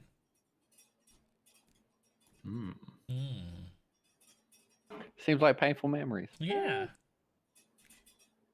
Is there something that would trigger in Ugla's head to connect all this? No. So we just have to randomly decide to go to Natural Order? Yeah. Like if Lycus were to go to Natural Order, I would initiate a little side plot about discovering the fate of his parents. That as totally unnecessary and unlikely as that was, that's what I had decided where they, like where that history lay. Okay. If any strange impetus happens our way, then sure. Otherwise, Ugla would not recommend going It's there. not a good idea. And the name was Gregory. Right. What name? That's out of character. Out of character? Yeah, we knew a Jerbean named Gregory. Out of character. Yes. Yeah. Out of character, you definitely knew a Jerbean named Gregory, yes. In character, no one knows who that is. Last time I checked, You might. Resnick might still know who that is, yeah. Okay, all right. And Lycus does too. Oh, does he? Oh, good. Lycus definitely knows. Lycus has that perfect memory going on. That's true. Lycus, you don't have any lost stacks, do you? Nope. Not capable. I only have one. Does it hit him in some other way? Does he lose fruit names or something? He's got other problems. He has a lot of problems. Definitely other problems. Well, Lycus summons a counselor. Lycus's hand's final ability, summon therapist. Yeah, exactly. I use all of the stored chemistry in my hand and make a person who can help me solve my mental problems. It's all your fault. No! Your parents. All right, back in character. I like conjure character. Wouldn't that be? Oh, sorry. No. Oh, Lycus is spending a good while reading over the note and just kind of rereading it and rereading it and rereading it. Getting a feel for his father's handwriting, just having, for the first time in his life, something that connects him to his parents again. Yeah, and he's probably imagining a voice in his head to go along with the writing. As one does. Yeah. Ugla, sensing it's a solemn moment, tries to stall or make sure that we give him as much time as possible. He pulls out his sword to shine it. Taking a nice cloth across it, getting all the goop off it, really petting it, maybe a little too fixated on it. All right. I think I'm ready. Let's continue onward, and hopefully we can find a way out of here through here. Hopefully we can find some answers. Yes, answers would be Absolutely. preferable. Speaking of which, what's this door to the south? No traps on it, right? Let me fast track you guys a little bit because there's actually nothing else here. So this lower section, this next room and the room after it, room after it's another collapsed room. This lower one looks like it holds some sort of like huge winch, but the winch itself is broken at the wall. So whatever function it used to hold is no longer. Hey, Lycus, can you repair this? Probably not without knowing where the other side is going, but I might make some use of that chain. It is like extremely heavy chain. I have a bag of holding. I'm aware.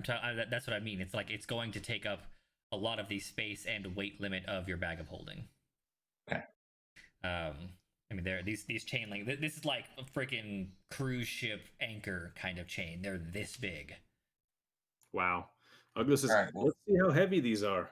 I can't move this. Out of character, this wench was supporting a lot of the loose scree that sits above the temple. It's the reason that the cave-in happened. Wow. Then you guys go back to the north, presumably, and we reveal the living quarters of Lycus's family. Of course, and like the bedroom is the completely tumble down area in the back, and there's like two side chambers, some chairs and a bathroom and stuff. How loose are those stones on the other door? Once we realize that this is Lycus, so those are bathrooms on the left and right? Yeah, left and right is a pair of bathrooms. So could it, after what we saw in that common area, this could potentially be his parents' bedroom. How tightly packed are these stones up north? Extremely. Like, it's unlike most of the rooms you've seen in the temple, this room is completely filled with rocks. Okay, so Ugla wants to clear that, but in the back of his head, he knows it's not doable within their time limits of not starving to death. Right. Yeah. Continues on. We'll backtrack a little more. This was a storage space that clears the west wing. But then it was trapped. There were toilet golems. Is there anything useful in any of that, or is it? No, like with the rest of the place, this looks like, this was a living area, and so it's a lot of things that have just been wasted away over the years and the decades. Anything of sentimental value for Lycus to find? Only the note. If you really took your time, or one of you happened to have like the move earth spell, I'd let you clear the bedroom, and then we could go for sentimentality. But the only thing that's exposed is the bathrooms. So in the storage room, right? Yeah, the storage room is like literally like brooms. Brooms and crates and things. Yeah. Boots and cats. Boots and cats. A bottle bot or two. Oh, but yeah, Right. Early attempts at bottle bot. Let's go check the eastern wing. Okay. We can also breeze through here, as this is hold you back. I'll open this door in case there's monsters. This is just more plot exposition, so we can breeze through this a little rather than me having to listen to you check every door. Yes, that sounds annoying to me. It'll happen. I know you will. There have been so many doors that exploded and almost I know. So we have to. I know. So it's exactly the same layout as another living quarters, except with one major exception. Well, two major exceptions. The exposed center room where the swords are. There's a familiar looking setup in this room, Lycus. If you clear away some of the rocks and the rubble, or just kind of push them aside, you would see a long, slightly elevated chair with heavy armrests, manacles for the legs and arms, and a series of suspended cutlery and injection tools. Torture room. No, it looks more like the room you got your hand in. Oh. Ugla, noticing that Lycus is gazing upon these with familiarity, Does this look like a place you've been before? I guess, sort of. It feels familiar, and he starts rubbing at his hand. Yeah, it's it's definitely a lot older. Like out in Alderheart, they had fresh, cutting edge, clean tools, but this is definitely a similar setup. And then in the upper room, you see the tumble down living area of what was likely the figure who turned to ash. Except here, he is an aging, dried husk corpse, seemingly dead for many years. There is a heavy stone sitting directly on his chest, having dented the breastplate, caved in his chest, and then trapped him there as he slowly starved. I'm going to take a real strong look at his breastplate. What does it look like? Just a normal breastplate? Yep. Well, he's not needing that anymore. Hopefully. Hey, is it damaged beyond repair? No, it's just it was more the weight pinning his body down rather than the breastplate itself. Okay. Would this count as full plate that man has on? Nope, it's a breastplate, which is a medium armor. Yeah. Which I can use after some repairs. What kind of shoes is he wearing? We're gonna search this. Wow, let's just loot the corpse already. Come on. Is the husk of the goblin there? No, the husk of the goblin is not there. The goblin actually was real. That was his homunculus. When you search the room, you'll see that it looks like he scrawled out a note as he lay there waiting to die. Wow. So this guy's about it. Is that his great grandpa? This is the figure great grandfather. It's not it's shakily written, and some of the words like overlap each other because he couldn't see. He literally had a piece of paper in a hand and was writing blind. Wow. But after some time, and the gist of it is essentially that he regrets that the temple dies with him, that he will leave his homunculi to guard its secrets, and pray that none ever delve into its deeps. Deeps? Deeps. So, guys, do you think we should continue exploring? Yes. Yeah. I mean, your great granddad literally died to make sure we didn't explore it, and your parents left to make sure you didn't explore it. Aren't we sure we want to explore it? For the record, Lycus, you don't think he was actually your flesh and blood great grandfather. Mm-hmm. Through searching the body, you do see that he had a different scarification or tattoo or birthmarking similar to yours, but he had the fire symbol. Ooh, the alchemist family. Oh yeah. Or brotherhood. Yeah, brother. Yeah, exactly. Yeah, it's a brotherhood. Well, as I said, whatever's down there whatever's further in made people go mad, and well, I'm already slowly going that way, and that's fair. I think we're all a little crazy at this point. I came back from the dead. My brain's all scrambled. I'm all right with it. So shall we? Oh, wait. Before we go, do you want to take his pelt to wear like he tried to do to you? No. It's fair.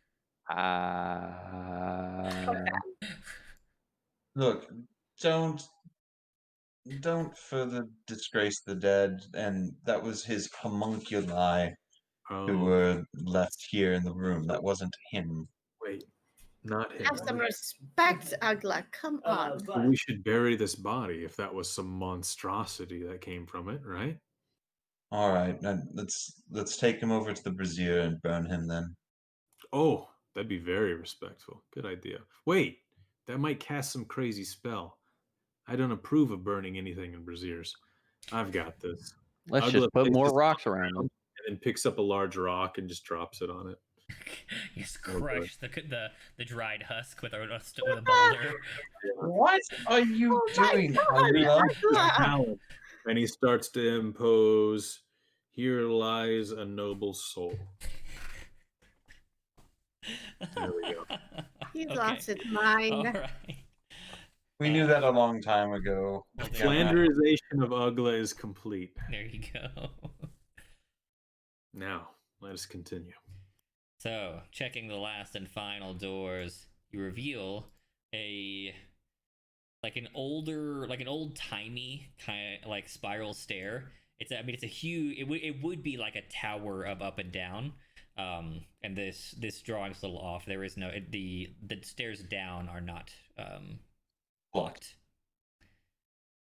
But it looks like there would be a stairs up, but it is blocked. The stairs down are not.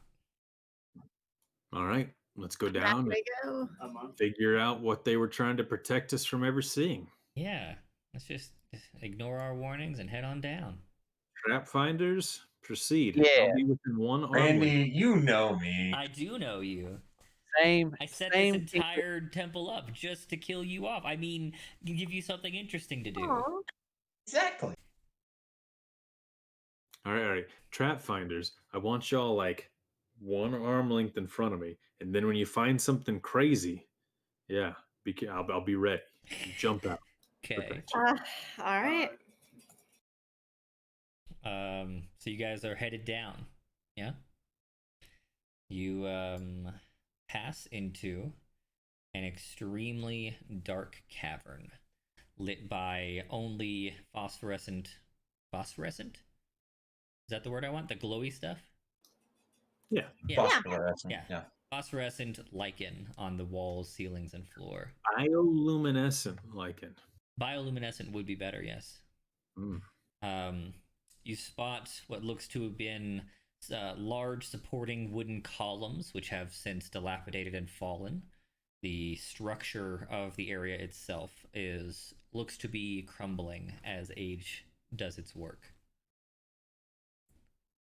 Could we take a 5-minute break so I can let Merlot out to go to the bathroom? That sounds like a good idea. Let's take 5 and walk I'll the go dogs. check on my new human child. Indeed, the babby. Yes.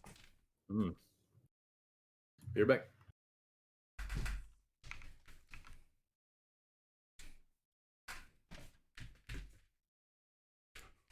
Would you like to go outside, doggo? Is that what you want? I will take you into the outside lands.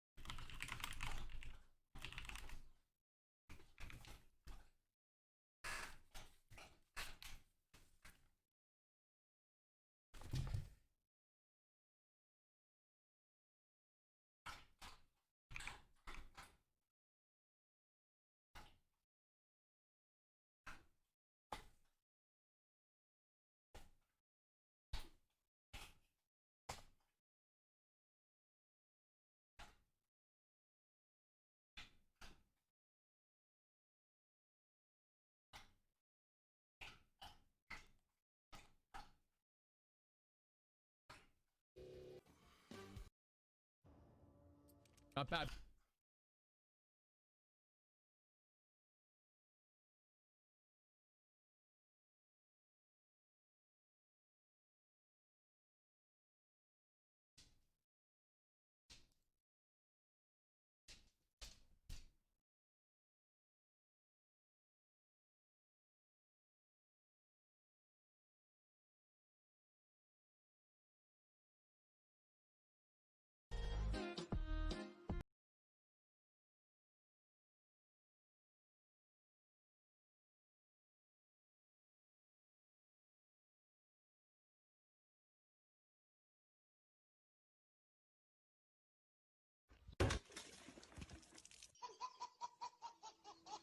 This is him trying to be in my lap. I mean, looks seems like a successful attempt to me. You're not pressing the button. He's got about another 2 foot hanging off me. Yeah. I mean, look, you can only do so much with what you got. There's an amount of him in your lap getting pet counts.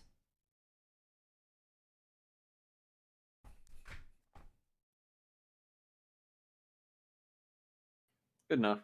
Yeah.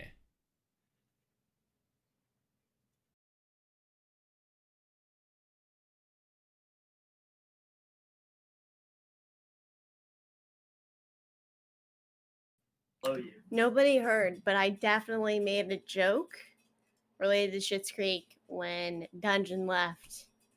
I was trying to give my best Moira saying baby. The baby.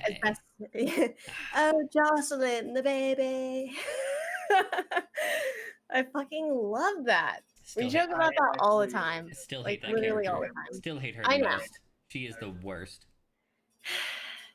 The end of season 5 just made me like really sad that that's all she cared about. Yep. Like she couldn't just be happy with what she'd done. Yeah, she was So. she was a piece of shit from the beginning to the end. Yeah.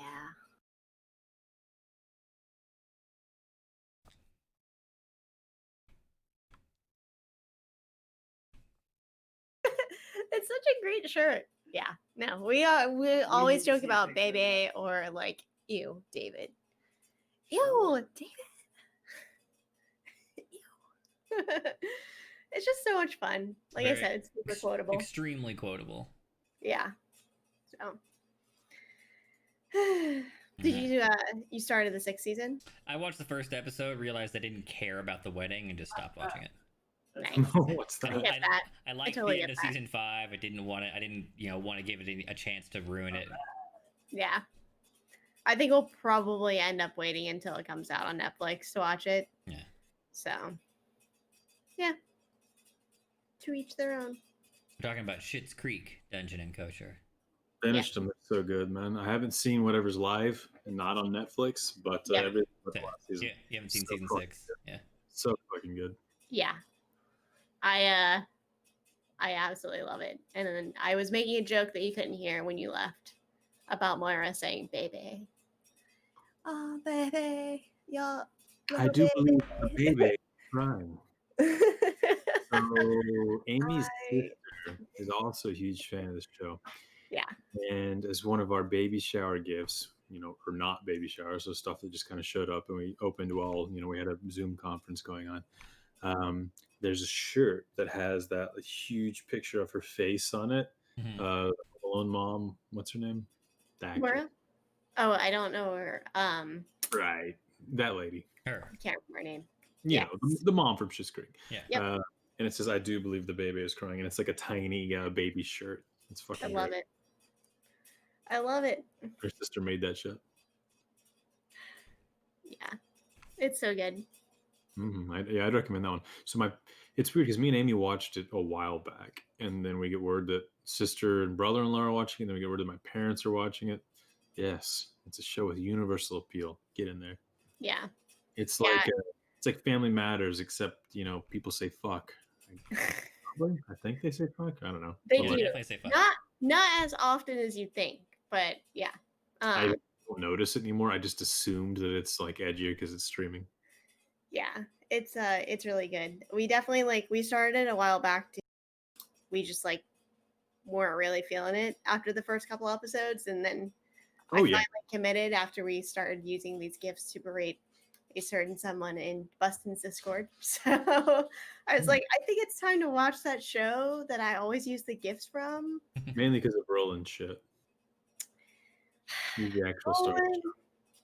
Roland's a really difficult character to like. I hate Roland. I hate Moira. I just can't stand those characters. You hate Roland. He's the heart and soul of that town, man. But he's so stupid. It's irritating how dumb he is. He's Michael from The Office to me. His character, not as good. In fact, the entirety of the cast, especially in the first season, is built around being basically Michael in different flavors. And over the seasons, they become more lovable and human and worthy of love. But I didn't like it at first. Amy's I hated it. The first season I was not a fan of, but Pepper had said it was awesome, so I kept watching it. Same. And so like by the end of season 1, I didn't hate David. And that was the only character I didn't hate. At the end of season 1, I hated everyone but David and Stevie. Stevie's amazing from episode 1 to the end. Stevie's fantastic. Oh yeah, Twyla's also great, but I can't count Twyla as a main character. Just he's not there enough for me. And Stevie's a normal person. Yeah, Stevie's great. Everybody else is like some sort of flavor of insane, but Stevie's actually a normal person in this shit, which is a little harder to digest. When Amir stood her up, I was like hardcore, like super upset about that. Who's Amir? Her boyfriend in season 4 and 5. Yeah, the hotel reviewer. Oh yeah, wow, yeah, she was a catch for him too. Fucking yeah, I know. There. I know. Like I don't know if that's like a weird casting decision or what, but she was out of his league, and then he stood her up. That's fucked, man. Yep, it's a double strike. When she was like crying, I was just like, ugh, my heart. Oh yeah, dude, that show made me cry like every other fucking episode. I gotcha. It's just a comedy. It's good. Yeah, it had a lot. Like in the beginning, I was like, fuck this. It's annoying. I hate all the characters mostly. Like this family is ridiculous. I can't take it. And then slowly everybody else grew on me. Obviously, David's fucking hilarious with his like petty attitude. Mm-hmm. I love bits and pieces of Alexis towards the end. I think she like really came a long way. As she grows up. Yeah. I do still really love her little song though. Like her little la la la la Alexis. Yeah. Every fucking dumb reality star had her own song like that. And then I remember that. I was alive for this. Yeah. Yep. It's I do like the little hints of like real like celebrityisms that they throw in. I think that's pretty fun. So I bore cold witness to this phenomenon. Exactly. I am an undying sentinel that has to log this for everyone. It happened. Yep, I was there. I remember. All right, is 32,000 and complete everything. All right, let's get back to it then. In the deep, dark depths of the temple, somebody sent me a message. How dare you? Oh, it was just a gif. That necromancer thing was funny. Anyways, in the deep dark depths of the temple, bioluminescent algae and mold and moss are the only thing casting a soft, greenish, bluish glow onto the scene. You can't see very far. The light from the bioluminescence is just enough to defeat dark vision. So it's like an awkward mixture of shadows. What are you doing? Agla pauses for a moment, looks around, thinks, and says, let me feel this out real quick. Takes a real deep inhale and goes for that divine sense to see if there's anything afoot within 60 feet. 60 feet, you say?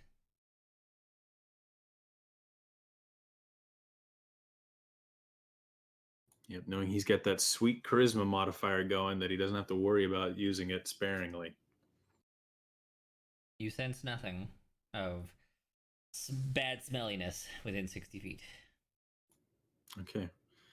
Feeling a little slightly braver for that, he peers down and attempts to check for traps as he goes forward. Okay. Roll perception.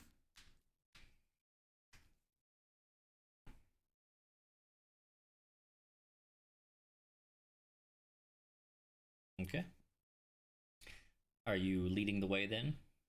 Yeah. Okay. It's one of the things where it's like he's assuming no one can see, and if anybody's going to get exploded, he wants it to be him. I'll reveal the next section. As you travel forward, put yourselves in marching order with Ugla out front.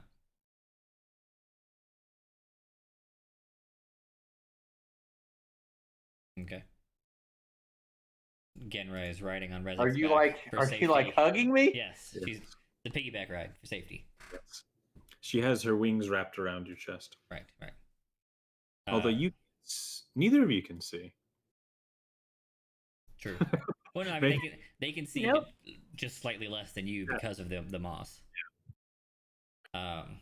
So your path continues. You see at one point the floor did have either a rug that has basically just melted into the stone, or the stone itself perhaps was inscribed. But he sees that and wonders if it's like a special symbol.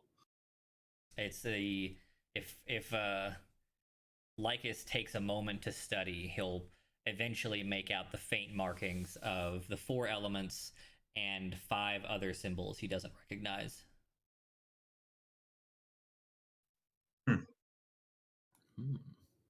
Okay. Indeed. As you continue forward, you start to notice that, as was predictable by the loss of the wooden supporting columns, this area, this subterranean cavern is starting to slowly but surely fall apart as the earth around it shifts. As you can see, a major section of the stone has broken away and fallen.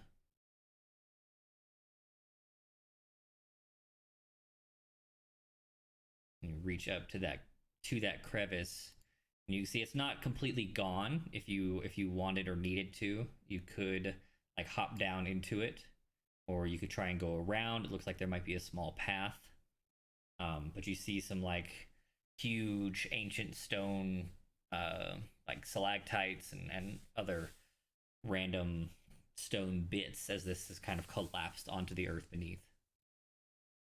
Does it go down into the earth? Yeah, this collapsed section you're looking at is down.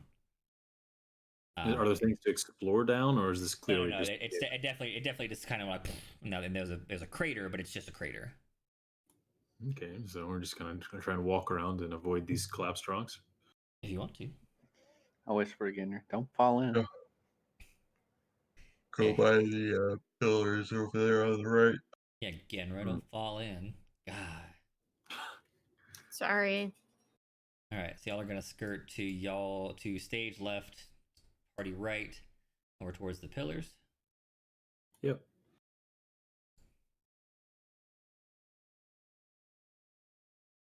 And we see that eventually it's not going to be avoidable. This long walkway has essentially collapsed, and you'll have to do some climbing. But it looks like there's enough stones that you can make a makeshift stair near the center here, or you could climb over the large protrusions if you preferred. I'm gonna look at these protrusions.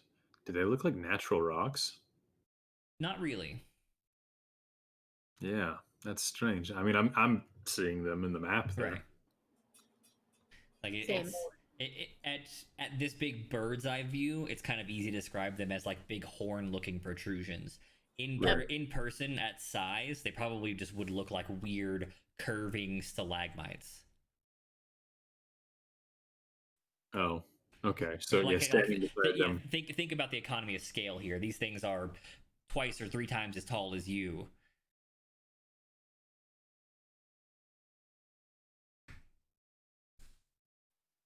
Well, Man, I wish we had a magic hut we could sleep in here. Got a real foreboding feeling about this area, and I feel slightly not equipped, but let's see what we can find, I guess. Let's keep going. You continue forward using the stairs, or are you going to climb over the protrusions? Stairs. Stairs it is.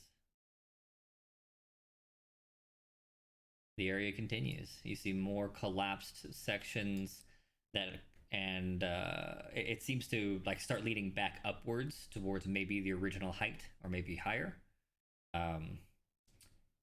Everyone roll wisdom saves.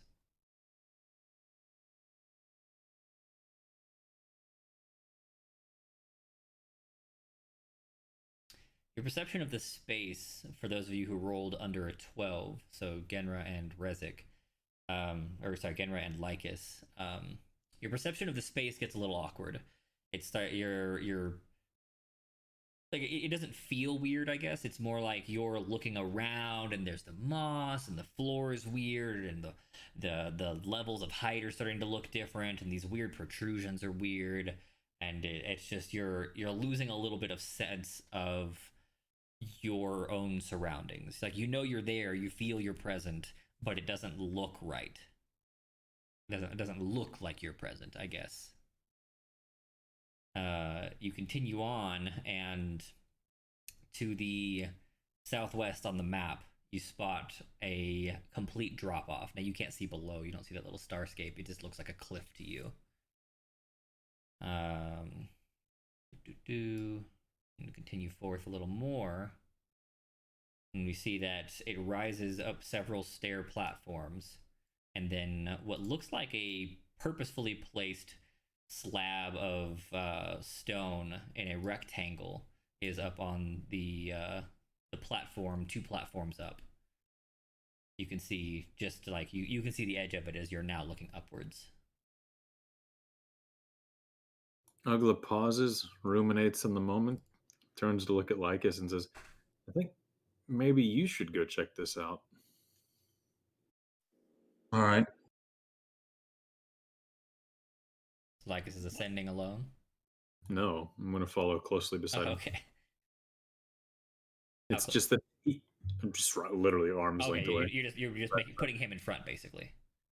Yeah, because it looks like it's coming to like some sort of like ancient ritual kind of thing, and this being his family stuff, he doesn't want to like steal the moment. Okay. So not sensing immediate danger, right. Better or worse. All right, so you climb this steep ledge, and then a steep stair. You do indeed see what looks to be like the final platform in front of an enormous dark cliff face, or with like a lightless abyss below. You reveal some pieces, and blah blah blah.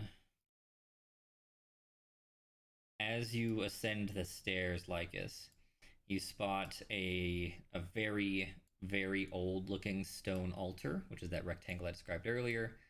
2 standing stone pillars with what look to be some sort of like metal plating on top of them. I'm revealing the other one soon. And then a walkway that seems to jut out from the rock over the abyss. A puzzle? Ugla feels his boot tinge.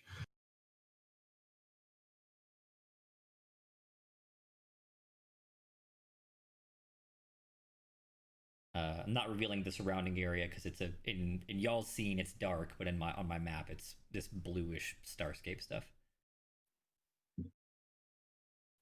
He'd hand a candle back for the other 2 if they need it.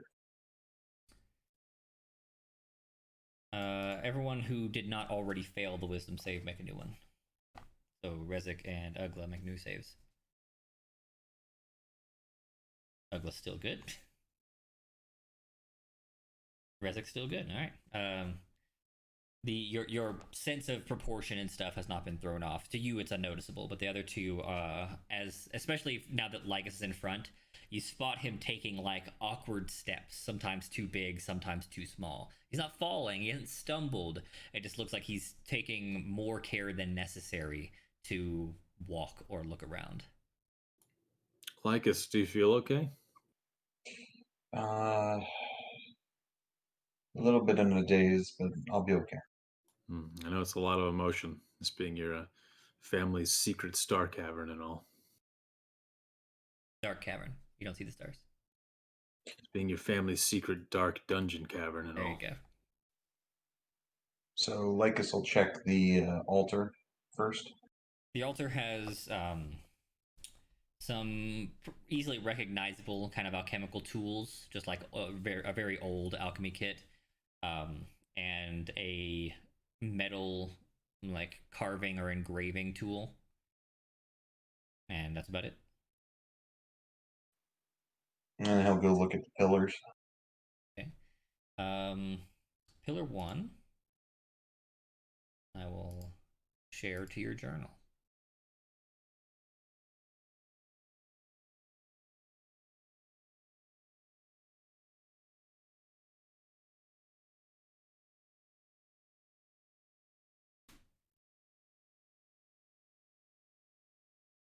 Oh, there's stairs in the middle of this area? Right here? Yeah. Yeah, it's a couple steps. Would stepping up them let us see more of the area? Like you can see beyond what I've got shadowy here. Everything that is currently shaded is cliff face, is like drops straight down into blackness. Oh, that's the bridge. Okay, so it's not worth doing anything like that. Right. Rezik, you wandering over there? Is that what I'm seeing? Ever so slightly, and I'm just kind of Okay. Kind of looking around a little bit. Cool. I asked, Cool. No. It's too late now. Rezik, be careful. You can't see either side of you. Rezik, you don't hear any of that. I don't hear any of what they're saying. You don't hear them saying anything at all. Well, I was gonna look back, and I was gonna ask Lycus. Oh, you're gonna look back, but I've just shared an entry into your journal.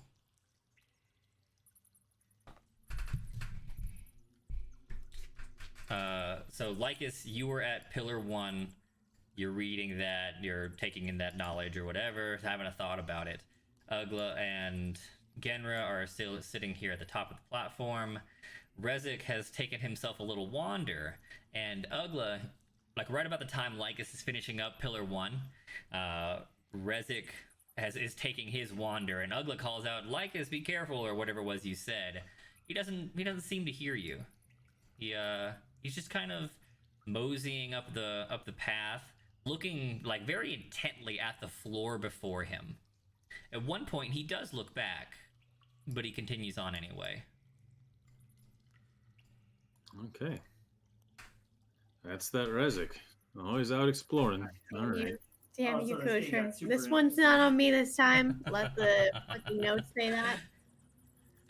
God dang it! I know. So where is he going? When he looks back, Ugla's gonna assume he jumped. what he had said. And he jumps. And he's gone. All right, so you do that. The wander, the mosey is slow. He's not really listening. He doesn't turn back, but he wanders slowly and appears to be staring at the floor. At some point, for the perceptive Genra, you see his head moving slightly left to right as he walks, as if perhaps he's reading something on the ground.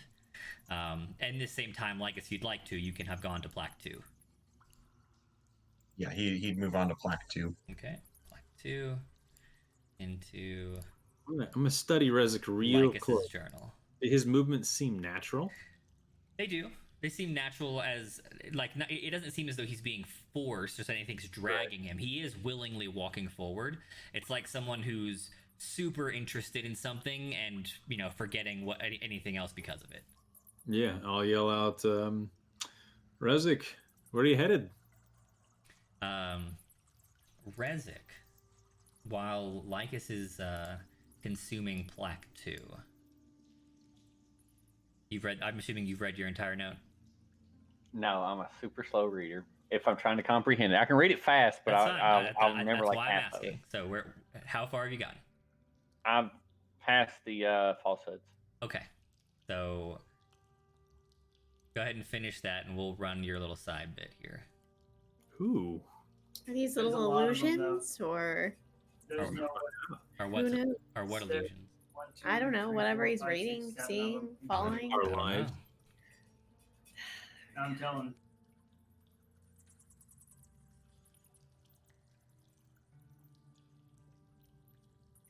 Here lies one Bertrand W. Beauregard, buried 1,400 years ago. All right. Let me know when you get to the end. Pleasure.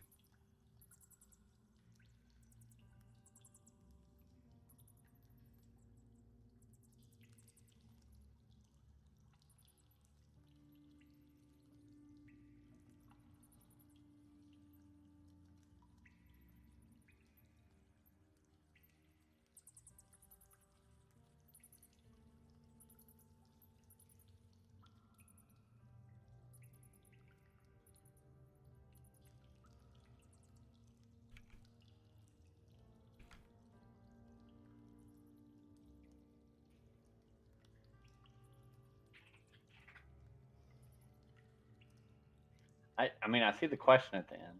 Okay. So let me reveal the map at least, so you know what I've described to you. None of the rest of you see this.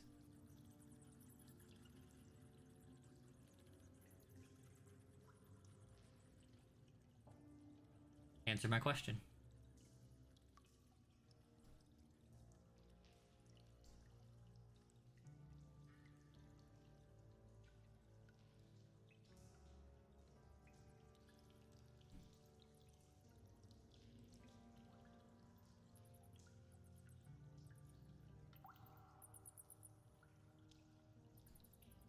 I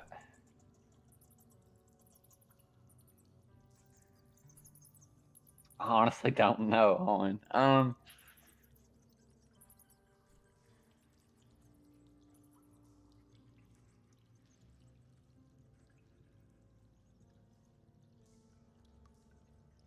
right, I'll give you a moment to think. Okay. Lycus, you finished Plaque 2. Your Ugla has just called out to Rezik again, and he does not appear to be responding. He appears to be lost in a daze, kind of staring off the ledge of that stone bridge. Lycus, Ugla, Genra. What are you doing? Genra is still holding back with Ugla. Curious about what's happening with Rezik, but definitely afraid to move forward and try to go after him. Okay. Rezik, are you okay? Rezik, you don't hear that. So to answer your question now. Oh, okay. I'm going to lay down on my chest, and I want to put one hand down. I want to reach down into the abyss a little. Okay. Or to what I see. Okay. Just nothing happens.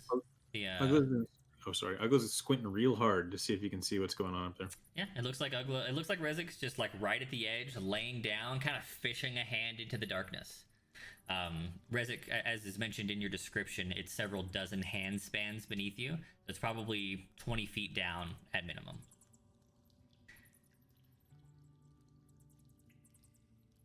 But 20 feet down minimum? So a hand span is something like 6 inches. This is a few dozen hand spans. Yeah. Yeah. Well, so no, I grasped that. I just wanted to make sure, like, I wanted to see if he could feel anything or if it was different air. Reaching down just your like 2.5 foot arm, nothing. Just remembered I was a bird. Yep. Yep. So we know what's happening next. Oh no. All right, let me backtrack and Lycus, what are you doing? Lycus is first going to read off to the other two. Through great effort and many failures, we were able to bind the essence of individual elements into the blood of humble folk and pass that essence down through their bloodline. A recipient of the essence could, through training and ritual, unlock great power by tapping into the aligned elemental planar energies. It was also during this research that we were tricked and so placed the first stepping stone of our own humble home's destruction when we invited the aspect of fire to speak. As such, snuffed out is the bloodline of fire. Does any of this register with Ugla? The bloodline of fire? Should it? Not so much. Does it? it speaks of elementals and planes as an attempt to understand the universe in a way that they were not able to with the gauntlet of melding. I'm assuming you recognize that, Lycus. Yes. No, Okay. I read it in the first one. I know you read it. I'm assuming you understand what I mean when I say the gauntlet of melding. Do you recognize it for its description? Like the character recognizes what it. Or both. Do you, James, and does Lycus?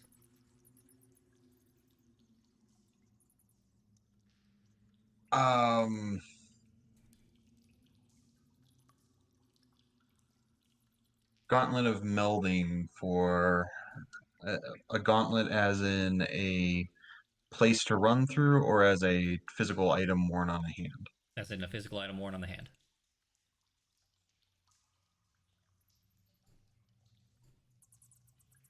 Oh, okay. Now you're getting it? Yeah. Okay. Okay, so you recognize that. That's past tense.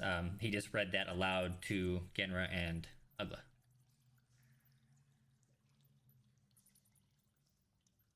And I see Rezik like reaching over, looking for something in there. Yeah, Rezik is still slow, like laying down, fishing around in the darkness. So, Ugla's gonna take a deep sigh and go and try and pull him away from the edge.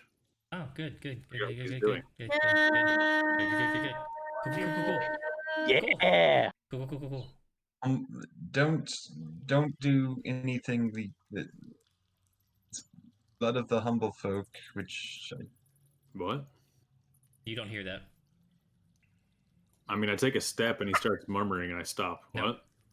You took a step. Nope, you already crossed the threshold. Apparently, you arose at the top of the steps. He starts to warn, but you just spotted something at your feet and you don't hear him. I'm looking at Rezik. I'm not interested in my feet. I'm focused. I'm afraid that's not how it works. Really? Yeah. Even though I'm staring straight at Rezik. Yeah, and then the first time, like you're staring at him, you start to walk forward, concerned with him, and then I mean, it's literally because so think about your line of sight, right? You're on a long platform, and I step up steps. You stepped up the steps, and you're staring at Rezik. Now Rezik's on the ground, and this thing you're gonna see, which I just shared to you in your journal, is also on the ground. You're going to notice it. You can't help but not. There would be no way you couldn't see this. Yeah. Right.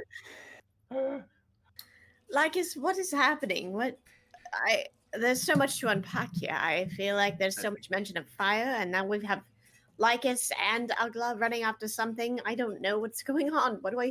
You heard me calling out the Rezik. You totally know why. So I have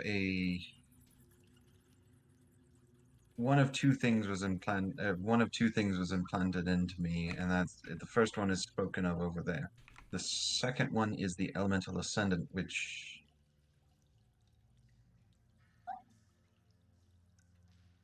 it must be there. It must be some planar, some sort of gateway of a sort that allows passage of information, passage of things, passage of the elementals here, and passage from here away. The trouble is that they're walking on something where, after many failures, we were able to bind the essence of individual elements into the blood of the humble folk. Okay, so Ugla reads a humble folk. So these not interested. I think they might be in danger again. So he gets to the end of this and attempts to grab Rezik to just carry him back. No. You do those things that the note says. Did you read the whole bottom of the note? Yeah, it ends in what do you do? Right. So you do, but okay. So you're saying you do all those things, then you hit the what do you do, and you're saying you're gonna shrug it off, grab Rezik, and try and leave. Oh yeah, Okay. like he feels like he literally only exists for one thing, and it's not this. Okay, cool. I was making sure you hadn't just like, nah, I'm not doing any of that shit. Oh yeah, it's trying to tell him like the secrets to life, the universe, and everything. Mhm. But he already died. He literally already talked to his god. He just doesn't give a shit. He just wants to get his friend back so he can accomplish his mission and lay down his burden someday. Actually, Ugla in particular, roll me an intelligence check, please. Oh, this is gonna be a good one.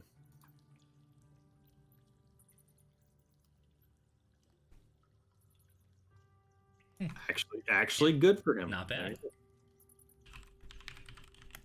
So yeah, for Ugla, his truth is what he said to his god, and to what Titus or Titan Titus Altus and Titan are the gods you're talking about. Right. Titan. Altus is your god, though. You're right. So he's communed with Altus a good number of times, and to what Titan told him, that's his truth. He's not interested in forbidden. He had his full fulfillment of forbidden knowledge in that library. Like everything else just seems like an illusion to him. Okay. All right. Do you notice that thing I just sent you in the DMs? And then if you still want to grab Rezek, that's a choice you can make.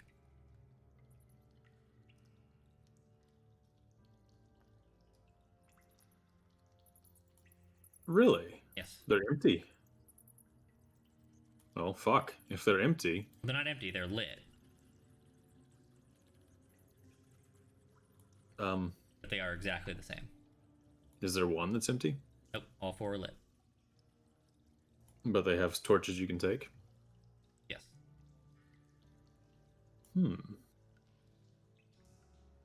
So, back in a minute or two in time, Ugla takes that long, slow walk out across the stone. He too stares at the ground and then spends some long moment staring into the dark abyss. He shakes it off, looks around him, gazes at the torches for a moment. What are you doing, Ugla? Rezek, can you hear me? Rezek, you don't hear him. I'm gonna pick up Rezek. Okay. Rezek, you like having been lifted, you're for the same reasons as was described in the note, you're once again called back to, kind of like presentness and can once again make decisions for yourself. Okay. You're currently being lifted by Ugla. Do I notice Can you him hear me? now? Yeah. Okay. What are we doing again? Hey, can you hear me? Yeah. Do you want a little power? A little power or a lot of power? I mean, like, maybe the ability to bargain for your life when you die?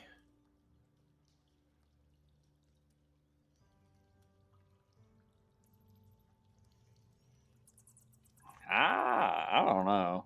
Might cost a couple fingers. Man, I already got. It's already cost one. I got a bunch. You can say no, but you can also say yes.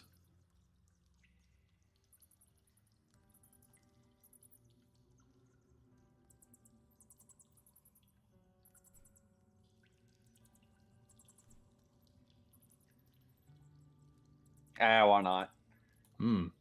These torches look a lot like mine. I get the feeling maybe you can grab one and get a similar bargain like I did, right? Well, if I grab this, make sure that I don't just pass out like you did and collapse. I'm gonna wrap my arms fall around into this.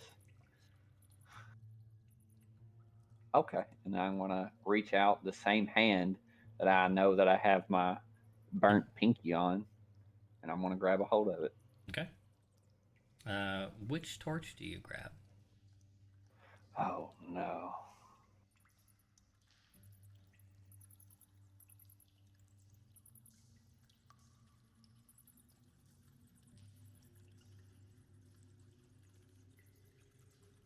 Which one is that? Top right? Yep. Okay. And Ugly, you said you're basically supporting him. I'm bear hugging him to make sure nothing crazy happens and I can carry him back if need be. Okay. Rezek, you do you grab the torch. and lift it out of its non-existent sconce. And immediately the stone that it's made of, because you weren't really looking very hard at them before, but as Ugla pointed it out, these aren't really torches. They're conical stone torch shapes that support what would have to be a magical flame because there's no fuel source here. You lift out this conical stone torch, and as you do, the stone is cold at first and immediately grows extremely warm. Ugla, as you're kind of, prepping yourself for the worst, having experienced this yourself, you take a look back at the where the party ought to be, and just as I described in the note, there's still that long stretching effect to the bridge. They look like they're hundreds of feet away. Has Rezik responded to grabbing this? He's grabbed it, so you're like, that's upset. Like in real time, he's grabbing. You're starting to get a little anxious because you know what happened to you when you did it. You look back up the bridge and you see that, oh wow, it's really far. Then he grabs the thing, and yeah, immediately his hand starts to shake. The stone warms to a red hot glow, and you can see the feathers on his hand start to scorch and burn. And then he passes out. All right. So I'm going to carry his body and start walking back towards the group. Okay. Let's back up maybe a minute in time here. Lycus and Genra, you've been on the stone platform. Ugla did his slow walk out. He gazed down. He looked up. He looked quizzically at the torches. Maybe had a short conversation with Rezik. And then picked Rezik up. And then kind of just held him towards a torch. He is now at in real time, he is reaching for the torch. What are you guys doing? Lycus is pulling a rope out of his pack and tying it into a lasso. I don't know what to do, Lycus. I feel totally helpless in this situation. Do you know what's happening to them? I have relatively little idea, but they're here and they may be partially elsewhere too. Okay. Okay. You guys watch as he pulls the torch out, and you can't see the heat or the scorching from here. It's a little too it's a good 30-40 feet from you. But you do spot him ragdoll collapsing into Ugla's arms. Ugla then, I assume, begins the long trek back. Okay. Ugla turns up the bridge, but looks as though he's walking at you in extra super slow-mo.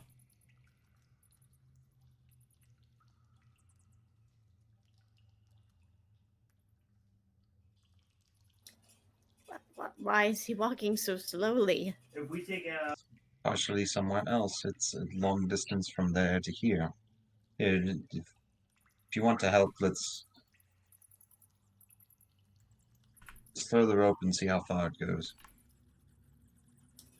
All right. Who's throwing the rope? Lycus. Lycus, Okay. Make a strength check.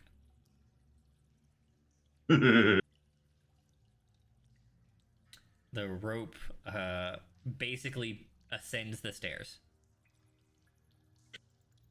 Alright, I'm gonna try again. Okay. It ascends the stairs again.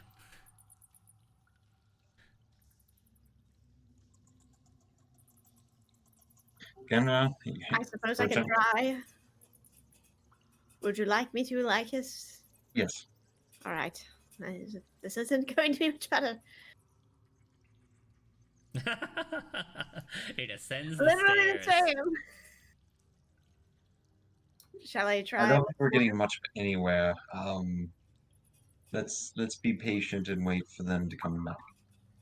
Do you want to play a little song while we're waiting? Sure. Why not? She starts to strum slower melodies, trying to calm her and Lycus, but she's definitely feeling anxious. Okay. He doesn't need to be terribly calmed right now, but he's thinking that since having Genra put her hands on something and fuss with it will probably help her. Okay. They are very slowly making their way forward.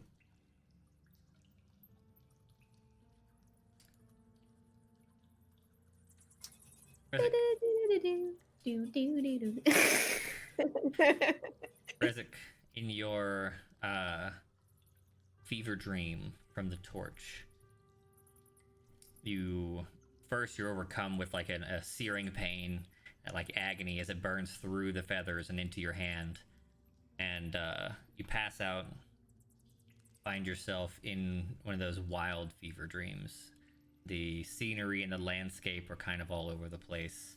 You spend an inordinate amount of time gazing into the maelstrom from before, and as you stare, you are quite certain that there are small pinpricks of light at the deepest points.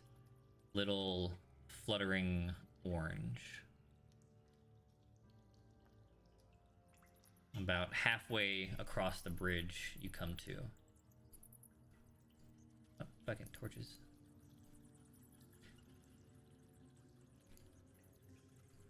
You are feverish and sweating, but conscious. Your hand hurts like the dickens.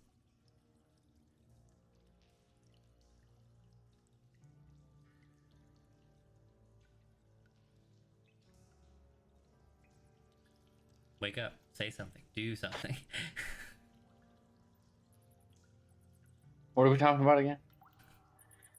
Uncle, he kind of shudders in your arms and then raises his head.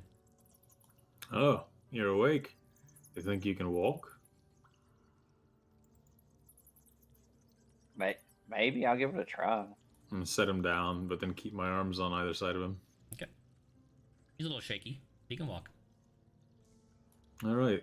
I'm gonna keep my arms on either side of you, but proceed forward.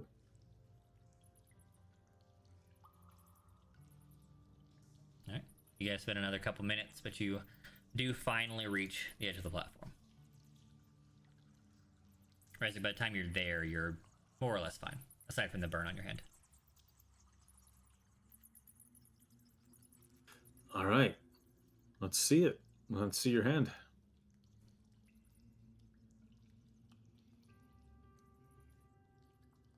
Looks heavily burned, just like Ugla's did. Cool. Looks like you've traded some of your life force for something special through whatever that torch is. I wonder what it means. Lycus, have we stepped off the thing yet? You can. Okay, I'm going to say we have so they can hear us saying this. The four of you are now on the platform below. Lycus, did you figure out what all this does? We took something. It's a pathway to the elemental planes. It's a place where the torches. Well, the path itself, maybe to where they intersect, but I'm not sure. The people who were here before us made pacts and sought knowledge and power from those places, and they often bound it into a humble folk. And someone who received that essence could tap into it and training and ritual and unlock great power. Wow. Apparently this place was possibly where the aspect of fire, which the great calls the Great Calamity. The Great Devourer Worm. No, the Scorched Grove. and may have been where they came from. Apparently what they did snuffed out the bloodline of fire. Yeah, that's what the keepers of the fire were telling me, is that somebody has to be here to represent the fire to keep things in balance. And that's what I thought I took upon me, for better or worse. What did Resic take? Rezik grabbed one of the torches. I basically told him they looked like the torch that I had and about the sacrifice I made, and he decided to go for it. How do you feel, Rezik? I've had worse. Well, what do you feel like? I mean, other than my hand being burned, fine. I Have feel any like interesting visions? Can you hold out the torch to me? there you go. I'm not taking it. I'm just looking at it. No, I'm just I'm holding it out. I was expecting to grab it, and I'm just continue to just hold it there. It looks exactly like the one from back at the beginning. Yeah, Ugla pulls his out. Yeah, same thing. Are both elements of fire? They look the same. Do you feel warm, cold? Whatever the ambient, like whatever my World steady? Yeah, rock solid. All right. Fellow friends with fingers to spare. Either of y'all want to go grab a magic torch? You never know what it'll do for you. Never know what you're gonna get. Pass on that. I don't think I want any part of that. My curiosity is gonna get the better of me. Well, you get your alchemist hand, but you could probably burn a couple fingers on the other hand, right? Yeah, just turn my entire hand. I mean, I only have one now. It's the whole hand. Doesn't seem to have affected me that badly. Plus, I get to come back and help. It feels all too perfect. Well, I mean, you should have saw it. This thing in there, like y'all can't see that it's. You sound heavily influenced by it, and that's why I just don't have a good feeling about this. I don't know if you're picking up on the same thing, I guess. But we can put ropes around you. We'll yank you back. You will do no such thing. And again, I do not want any part of that. It's really cool, but it's not the bigger truth.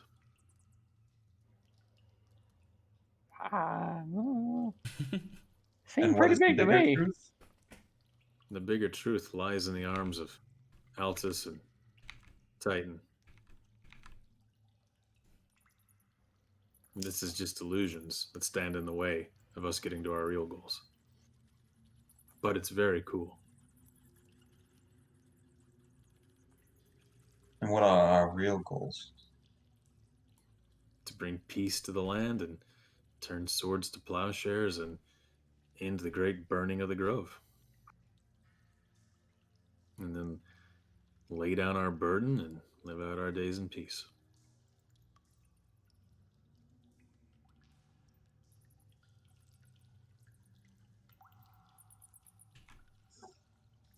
All right. We're done here. I'm gonna go take the walk. Okay, I'm right behind you. Rope? You want us to tie it around you? I'll take him. That's fine. Okay, you're trying to go again? Yeah, I'll walk right behind him. You feel like as you attempt the walk, you feel like you're walking in slow motion, or maybe he's walking at super speed. He rapidly outpaces you as you both stepped onto the top at the same time, and then he ran and you're walking. Slow down. Why are you running? That? I guess I've shared something to your journal. Yes, I'm currently reading it.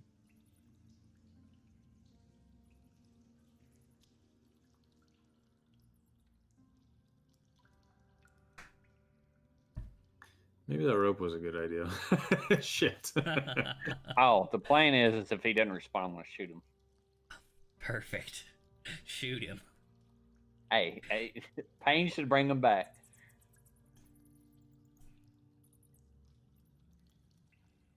One little arrow in his butt ain't gonna hurt him. Is it still 4 torches or is it 3 now? 3 now.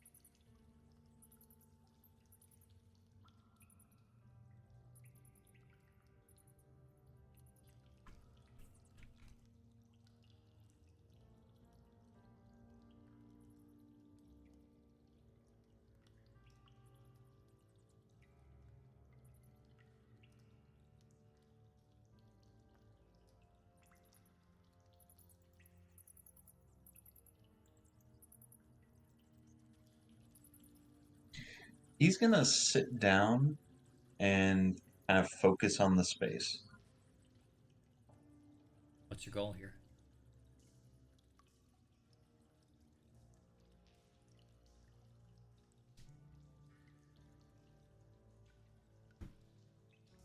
What is the purpose of your focus?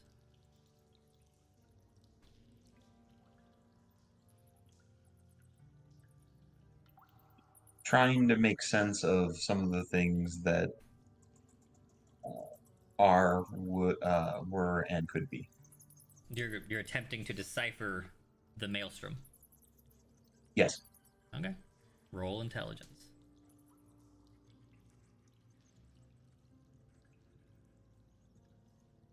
Roll an intelligence save. Roll intelligence. All right.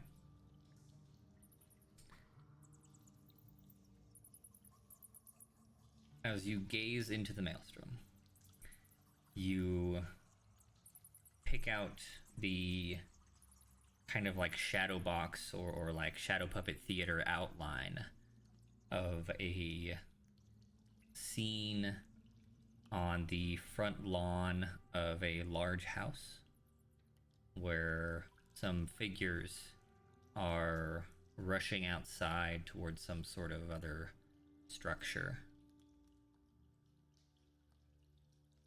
You get the feeling that this has happened before.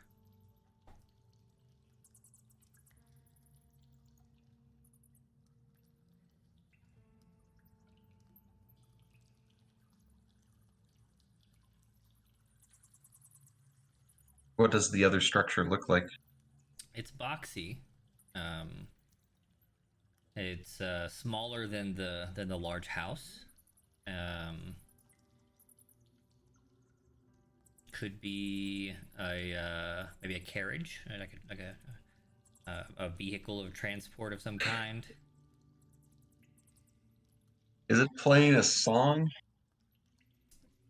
The Shadow Puppet Theater doesn't have any sound. Okay.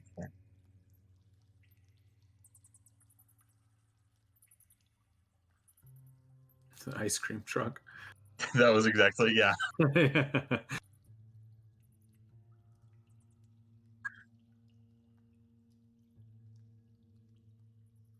Running out of a house to a smaller, to a carriage. And do they seem excited? Is there...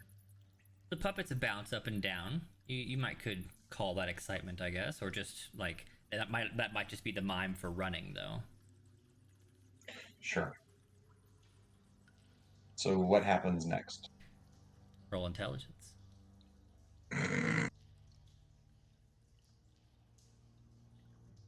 Okay. The puppets arrive at the box-like shadow. They kind of bounce left and right. So like this shadow puppet theater, so they don't have like arms; they're just little cutouts. So they bounce left and right for a little while. A shadow passes from the large boxy shadow to the people shadows, and then they run or excited bounce back towards the large structure.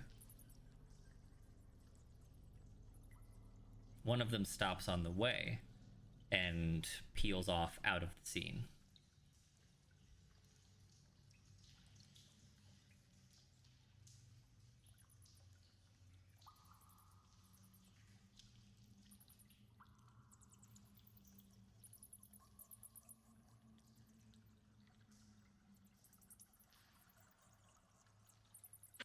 Let's follow that one. Roll intelligence. Roll intelligence save. That's 1. Roll intelligence. How far away is Ugla? Are you still trying to get there? Oh yeah, I'm still walking towards him, of course. Okay. As the same effect happens, but you don't get the text, but the stretching still occurs, and it seems like he made it at light speed, and you are struggling to make headway. So in Ugla's perception of the scene, very far.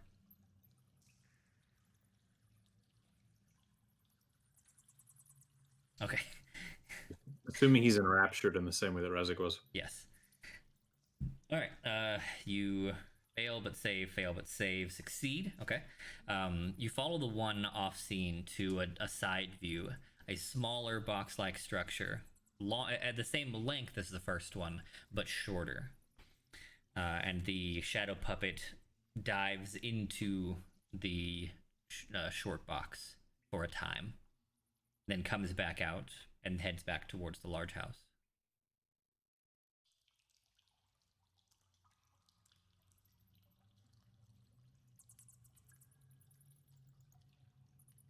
All right.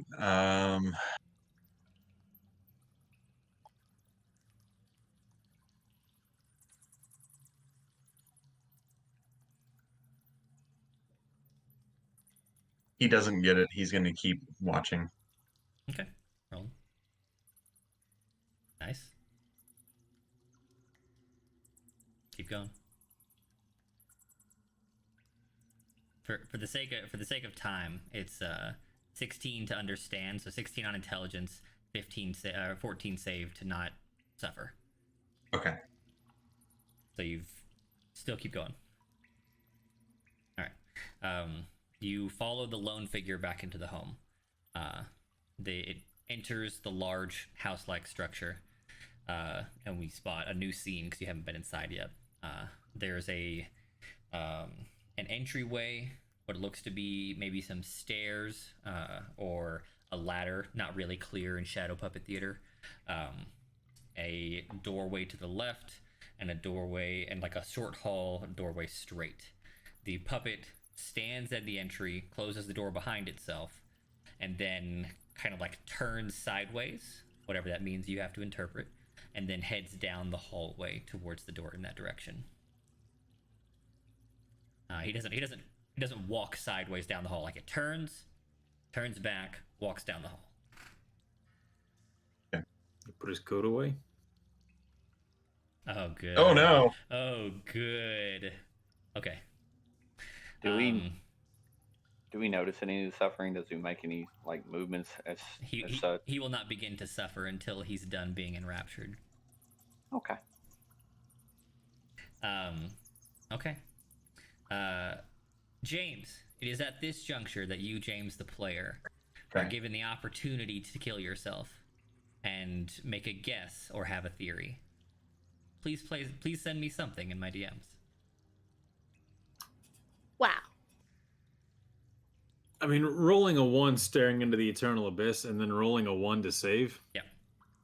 Ugla, you are about halfway there. Continues on, of course. Okay. All right, so I'm sending you a theory of what I think is going on. Send me a theory about what you think is going on. And it doesn't have to necessarily be about the scene. It could be about the game. Sure.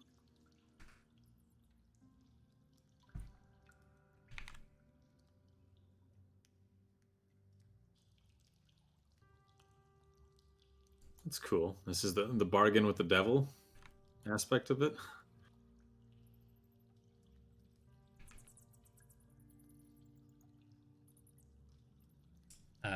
Genra and Rezik, you guys are hanging out on the platform. Rezik, you in your down moments when you're not really like actively engaging with anything here in the present, you're flashing back to your fever dream just over and over. I was actually going to ask about that because I would assume that my character, especially with the way that I reacted to it, it's going to be keep itching at the back of my head. Yep. So drugs. Genra, you're starting to get pretty nervous. The time down here, the distortion of your perception of the space, that just yawning abyss that doesn't seem to accept light, it's not weighing well on your already fragile psyche. I figured such. I just keep holding on tighter to my bandolore and strumming. Everything's fine. Everything's fine. Less complicated strums, more simpler. At first you were playing a melody, then it was just chords. Now it's literally just the same string. Yep. with that going on in my head, do I notice it? Notice what? Her going from a normal melody, because I'm obviously kind of watching Lycus right now, but actually it's probably her strumming is probably the only thing that breaks you from the flashbacks over and over. Hang on, am I seeing anything strange happen to Lycus as I move very slowly? Not yet. Okay. His suffering will not commence until his reverie breaks. So at the moment he's sitting cross-legged and just slightly leaning over, staring into the depths. So kind of like how I saw Rezik transfixed. Rezik was like laying on the ground, but similar. Yeah. Do I feel like I got to Rezik a lot faster? You definitely got to Rezik way faster. Okay, so I'm kind of like, it's kind of clicking in my head that I'm being slowed here, or I'm moving very slowly for some reason. Well, it's the same effect that happened on your way back, that stretching feeling. It's just that it's happening to you on the way there this time for some reason. Right. So understanding that, and understanding that Rezik was transfixed and not himself, he's gonna worry about Lycus being there for too long, and I'm gonna try to Misty Step closer to him. Okay. And to try to occupy the space beside him. Okay. If I can get to it with that. Rezik, you're a little out of it, especially with that awful perception check. But Genra, you are basically staring at the scene while you do this. So you see Ugla Misty Step like 8 feet forward. You just whoop. Ugla, you make great ground. You cover a lot of distance. It feels like you're getting way closer. So I try to Misty Step beside him, knowing how small it looked beforehand, and I don't get to him. You don't. You get you definitely cover your full 30 feet. Right. And you like the distance is closed. You like, oh man, I made a lot of ground, but you definitely don't appear next to him.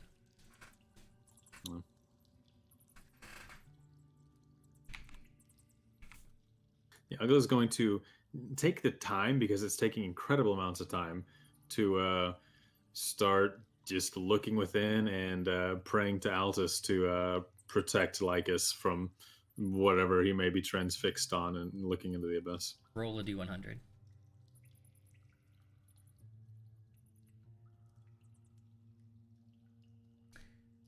Roll a perception check.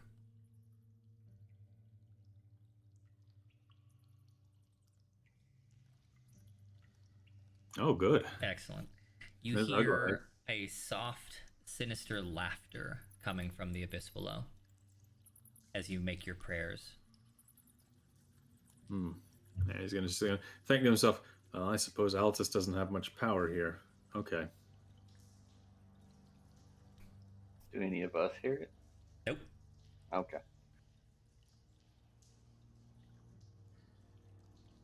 Do I notice anything?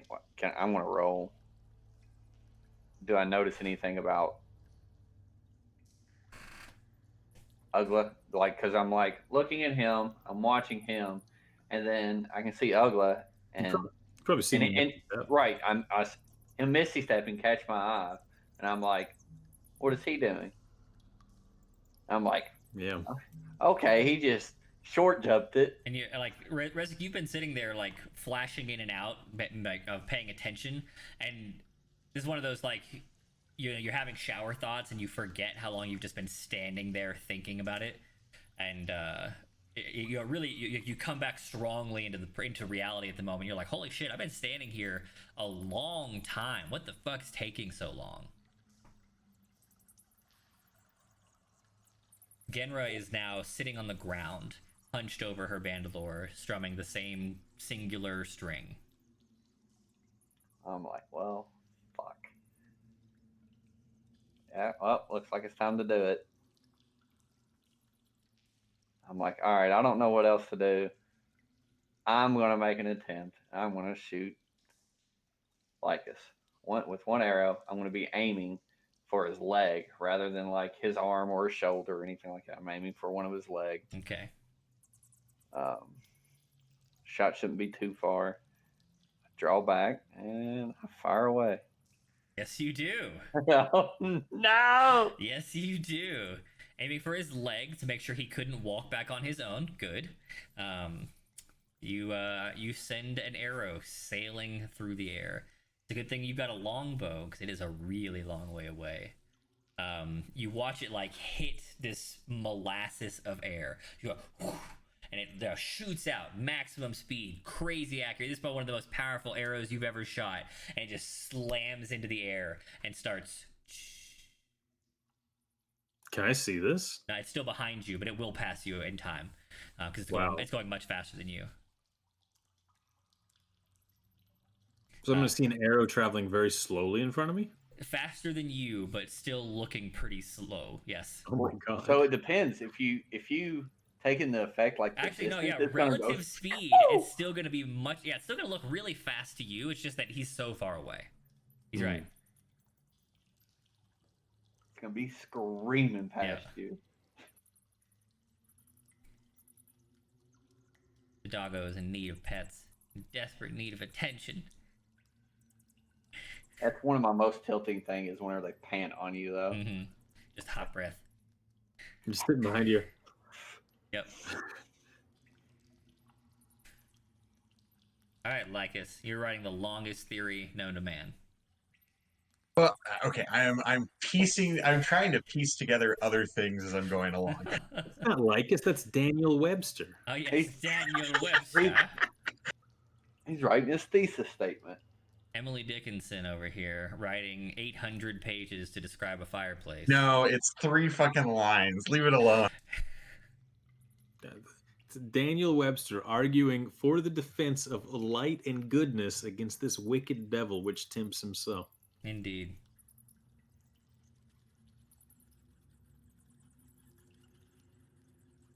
Oh, it's time.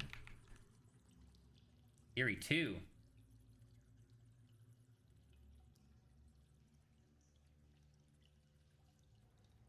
What a cute boy.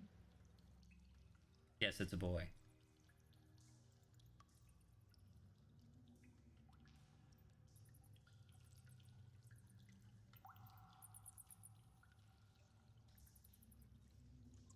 Why did you give me 2 theories? Because the second one just seemed too initial one, which is the last one mentioned, seemed too freaking just like, here, so I'm gonna put it in your face right now. Well, which one is your theory, though? You gave me 2. I'm gonna go with the one that's mentioned first. Theory 2 is your theory? Yeah. Okay.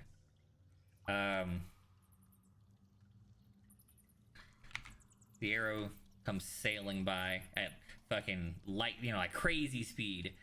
Not quite as fast as Lycus somehow managed to reach the end, but still way faster than you're traveling, Ugla.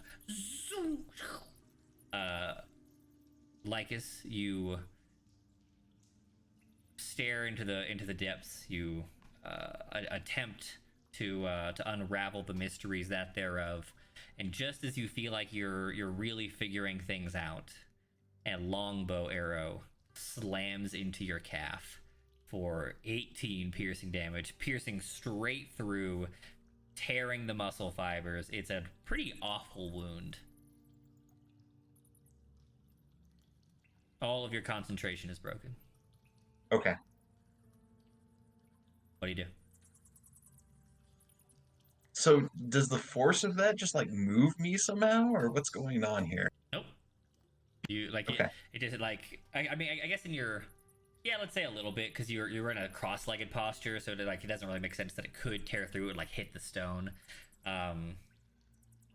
It slips your feet out from under you and then rips through your leg.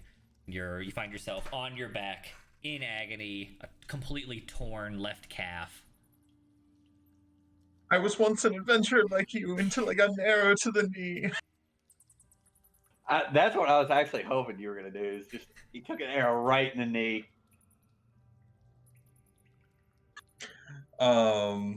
He is screaming. Yep. Okay. Screaming in agony and pain. As Lycus's scream rings out, you blink a few times, Ugla, and the distance between you and him is a bare 10 feet. Oh, wow. Thank you, Altus. Continues marching on. Okay. That was some character decisions. Okay. All right. You rush up there. He's hit point wise, he's fine technically, but in character, he's heavily wounded. Oh, wow. An arrow. Oh. Nugga's going to reach down and give him 5 points of lay on hands to try and soothe whatever just happened to him. Okay. You heal some of the problem, and he could probably walk on his own if he had to. And I'll look him in the eyes and study him as I talk to him. Are you okay? Lycus's eyes are a black field and glitters with a kind of star-like little pops. Oh, that's not good. I'm going to try and stand him up and see if his body responds to me picking him up. Lycus, you can see him. You feel present. Everything about you seems normal at the moment. You don't know why he said, "Oh, that's not good." All right. Yeah. You feel okay? Yeah, and let me break off the head and pull it out. Or break off the fletching and pull it out. Oh, the arrow. Yeah, that's weird. Yeah, let's get that out of there. I'll help you. I got this. All right. Nugla's gonna just, break off that arrowhead with his glove and slide that right out. Okay. You can have him do that as I do the lay on hands. Sure. So that would make a little more sense to trying to heal you. All right. So, yeah, your eyes are really, really strange. Did you see something you don't like, or did you see something that you do like? You got here quick. Do you know your name? Yes, I'm Lycus. I'm gonna look at the 3 other torches that are there. Mm-hmm. Is there anything in particular about them? Like, are they marked the same as the other ones? They look Is there just different like markings on them? They look just like the one that Rezik has and Ugla carried from the beginning. Okay. Then I'm not gonna worry too much about it. I'm just gonna go back with Ugla. I'm gonna start walking back with Ugla. Wait, do you want one of the torches? No. You might need it. Why? You never know.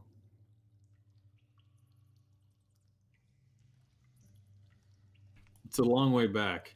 I definitely don't recommend you run ahead this time. That's fair. It's just, let me put my arm over your shoulder and let's just get going. Okay. So, too spooky, no torches? Fire and I have a complicated relationship. Okay, I respect that. And I'm gonna, all right, how about as opposed to your shoulder, where you can slide off the other side, I walk behind you and I wrap my arms around him and just kind of amble on with him. Okay. The two of you walk the very short 40 feet across the bridge.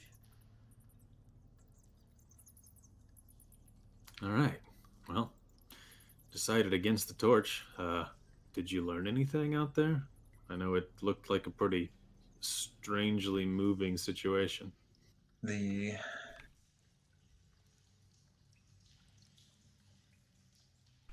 It's like all three times coalesced at once in one particular place. What we consider now, what we consider in the past, and what we consider in the future. Oh, so all times are happening at once? Okay. In a way. I've heard people talk about that. All right. This is there's like a shadow play going on with people running out of a house towards a carriage, excitedly, one ducking away for returning. But anyway, I think this is a liminal space that the aspect of fire spoke through to let it come to this place, come to the Humblewood. And with the death of the bloodline of fire, with the death of my grandfather and others before him, that aspect was able to walk through the world, and it scorched the grove. What did you say about a shadow play? Maybe I'm supposed to act as some sort of seal on it, some sort of vessel for it in the end. But this place is like a graveyard. It's all kinds of thoughts that just never express themselves before they vanished into nothing, before they entered into the maelstrom between living and not, and all the other places. Okay. Well, we all learned a lot today about ourselves, about torches. Not really about what we're supposed to be doing or where that fucking. Wait, why did the Corvum want to come here? I'm so confused. Wait, no. So he was trying to figure out how to undo the aspect of fire or the fire elemental, or maybe to summon it or to unsummon it. Do we have any of that information? No, but this is a point of history that will let us continue onwards to figure out what's next. Should we destroy this? I mean, this no, leave it. This is a testament to things and people before and after, in caught in a way very different than you, Ugla. Pursuing knowledge for the sake of knowledge? Knowledge for the sake of power, knowledge for knowledge, knowledge for redemption, knowledge for safety, for security, knowledge for pretty alien to me. Living however they want to. Those are all good goals, but ultimately you're chasing the dragon's tail when the only thing you've ever really needed has always been right in front of you. All right, but yeah, this place is super creepy, so let's get out of here. Oh, yeah. Genner, are you okay? That doesn't sound like any song I've ever heard you play. I mean, it's a good note, but you usually use other notes. Genner's just staring off. Okay, Rezik, are you okay? Yeah, I'm good. I guess maybe she wants a arrow in the leg too. I don't know. Okay, no more shooting. No, I just go over and snap. Genra, hey! I'd touch her and shake her. Don't touch my Bandalore, please. Stay away from me. What's going on? We're getting out of here. Let's go. Finally. All right. Ugly's gonna just like hurry everyone to their feet and start marching out.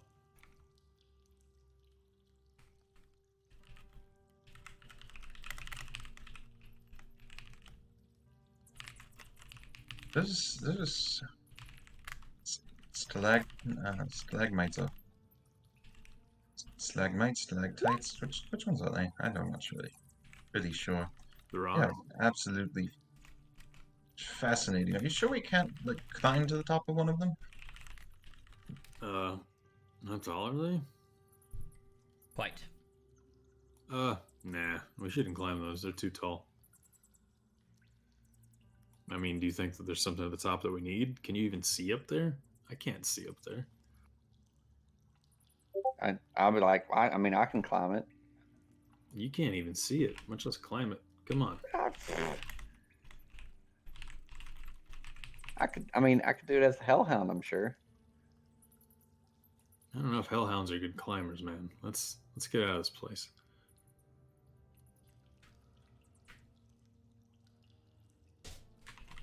I got the pride uwu. Thanks, Ryan Sopra. Oh shit. Whoa! Bro. Oh damn, nice save. Did you see that coming? I didn't see that coming. All right. Yes, you can elect to do as you please. Okay. What is it, big dog? What is it?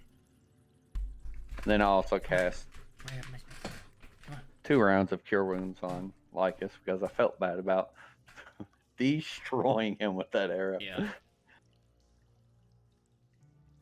I'm going to go over and lean in on Rezik. Hey, good job with the arrow.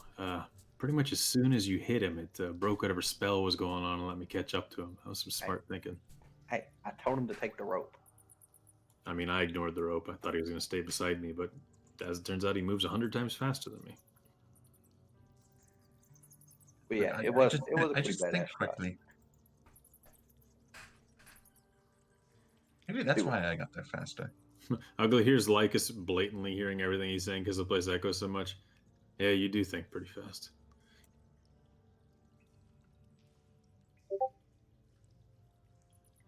But really, let's get out of here. Yeah, anybody want me to carry him? Genra. Yes. Spectral. I'm gonna look at Lycus. Does he seem like he's all about leaving? He seems okay with it. Okay, so Ugly's gonna walk over, put his arm around Lycus, say, let's get back to that exit. Let's get going. I'm gonna start walking.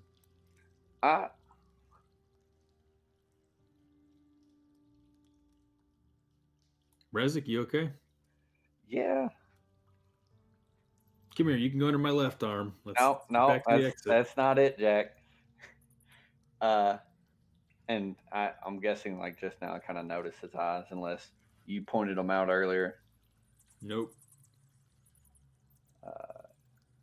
Wait a minute, I probably can't see his freak. Well, no, I don't know, maybe. It's dark. Can I see his eyes? Make a perception check. Yeah, you saw him. Okay. Like, are we not going to talk about what's going on with his eyes?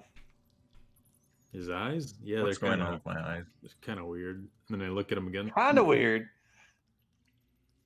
Still a bunch of stars and stuff. Mm-hmm. What's wrong with them? Oh wait.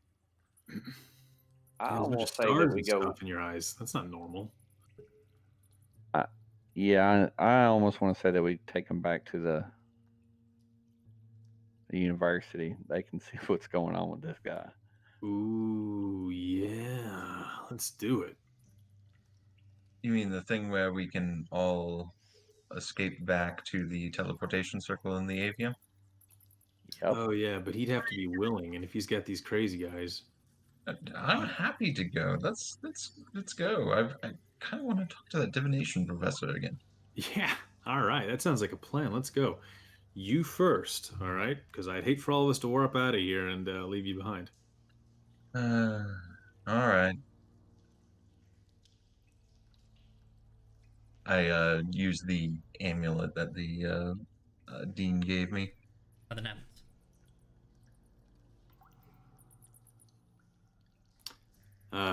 Might be something to do. Maybe we can start it. Can I start mine without fulfilling it, without like me doing it all the way? It's gotta. You say like you hold it. You say a special word, and it just happens. I thought it's like maybe we we're had to blocked do it. from teleporting in here. Let's keep going out. You know what? That we might be able to use that riverway that you found, or that creek, the underground waterway that you found. Oh yeah, that's got to exit somewhere, right? Yeah. Let's go log ride. So you guys are leaving. Yep. Genra? But and I kind of whispered to Ugla, and not realizing that everybody's gonna hear it. Do you think we can make it back without her, just in case? What? Just trust me on this, but do you think we can make it back without her just fine? Back where? I mean, back out of here. You're asking like if you could escape without Genra? Yes. Okay. Yeah. Genra, you definitely hear this. I'd like to think I could have escaped by myself if we needed to, but well, we stick together. I got a theory brewing, and it's if she can teleport back, these are for us as individuals, right? So if he can't teleport back, he ain't him. What? Maybe that amulet's affixed to yeah, maybe that amulet's affixed to Lycus in and of himself, and right now he's Star Eyes and not Lycus. Is that what you mean? Star Eyes. He's star-eyed Lycus, not These are really my Lycus. special eyes. Well, I don't know anything about things that make your eyeballs go starry. Genera, do you know anything about that? You three experienced something that I've never experienced myself. I mean, you've read a good bit of books, right? Not a good bit, probably less than Lycus for sure. But you've been to a library before, right? Yes, I've been to a book repository of sorts. Hey, maybe in your time in one of those libraries, maybe you read an arcane book of sorts that, maybe mentioned something about eyes that got starry and strange. Maybe in some of the history books, I may have read something too. Seems like a spell.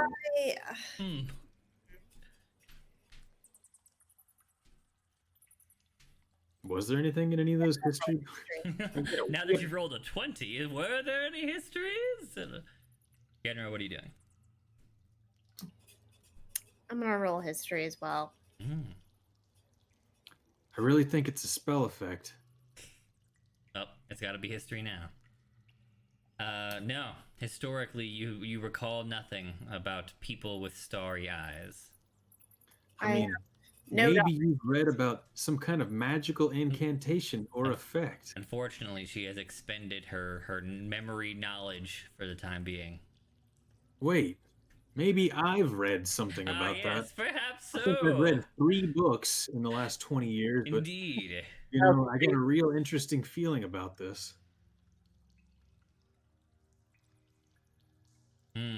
Nothing comes to mind. Oh, books. Oh. Just remembering those books. That's a 19. Oh, Jesus. man. Nothing about starry eyeballs, though. Shit. You want to try and get Lycus to make one too? Yeah, why not? Lycus, do you know anything about? Yeah. Wait, does any of us have?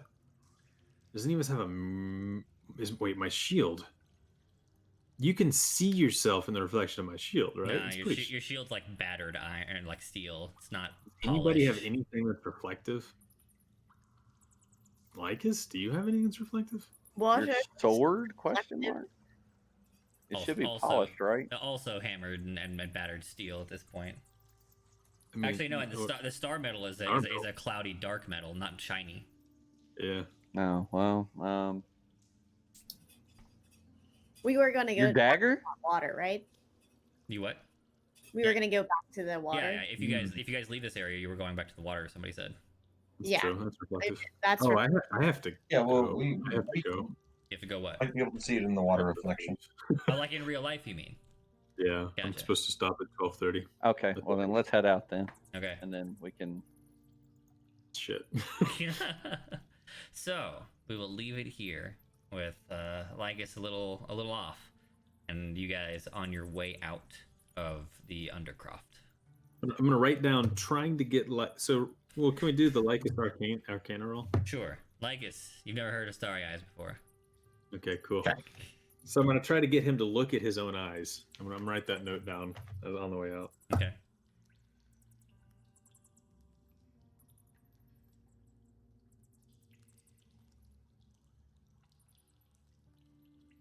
Well, all right, pals. Those of you out there on the internet, everybody, stay safe. Have a good life. Don't die to the COVIDs. Take care of your babes. Take care of your animals. Take care of yourselves. We'll see you next time. If you're gonna die of one of the COVIDs, don't settle for COVID-19. True. At least get COVID-20. You're worth it. That's true. Treat yourself to COVID-20. Yeah. Good night, y'all. You don't need a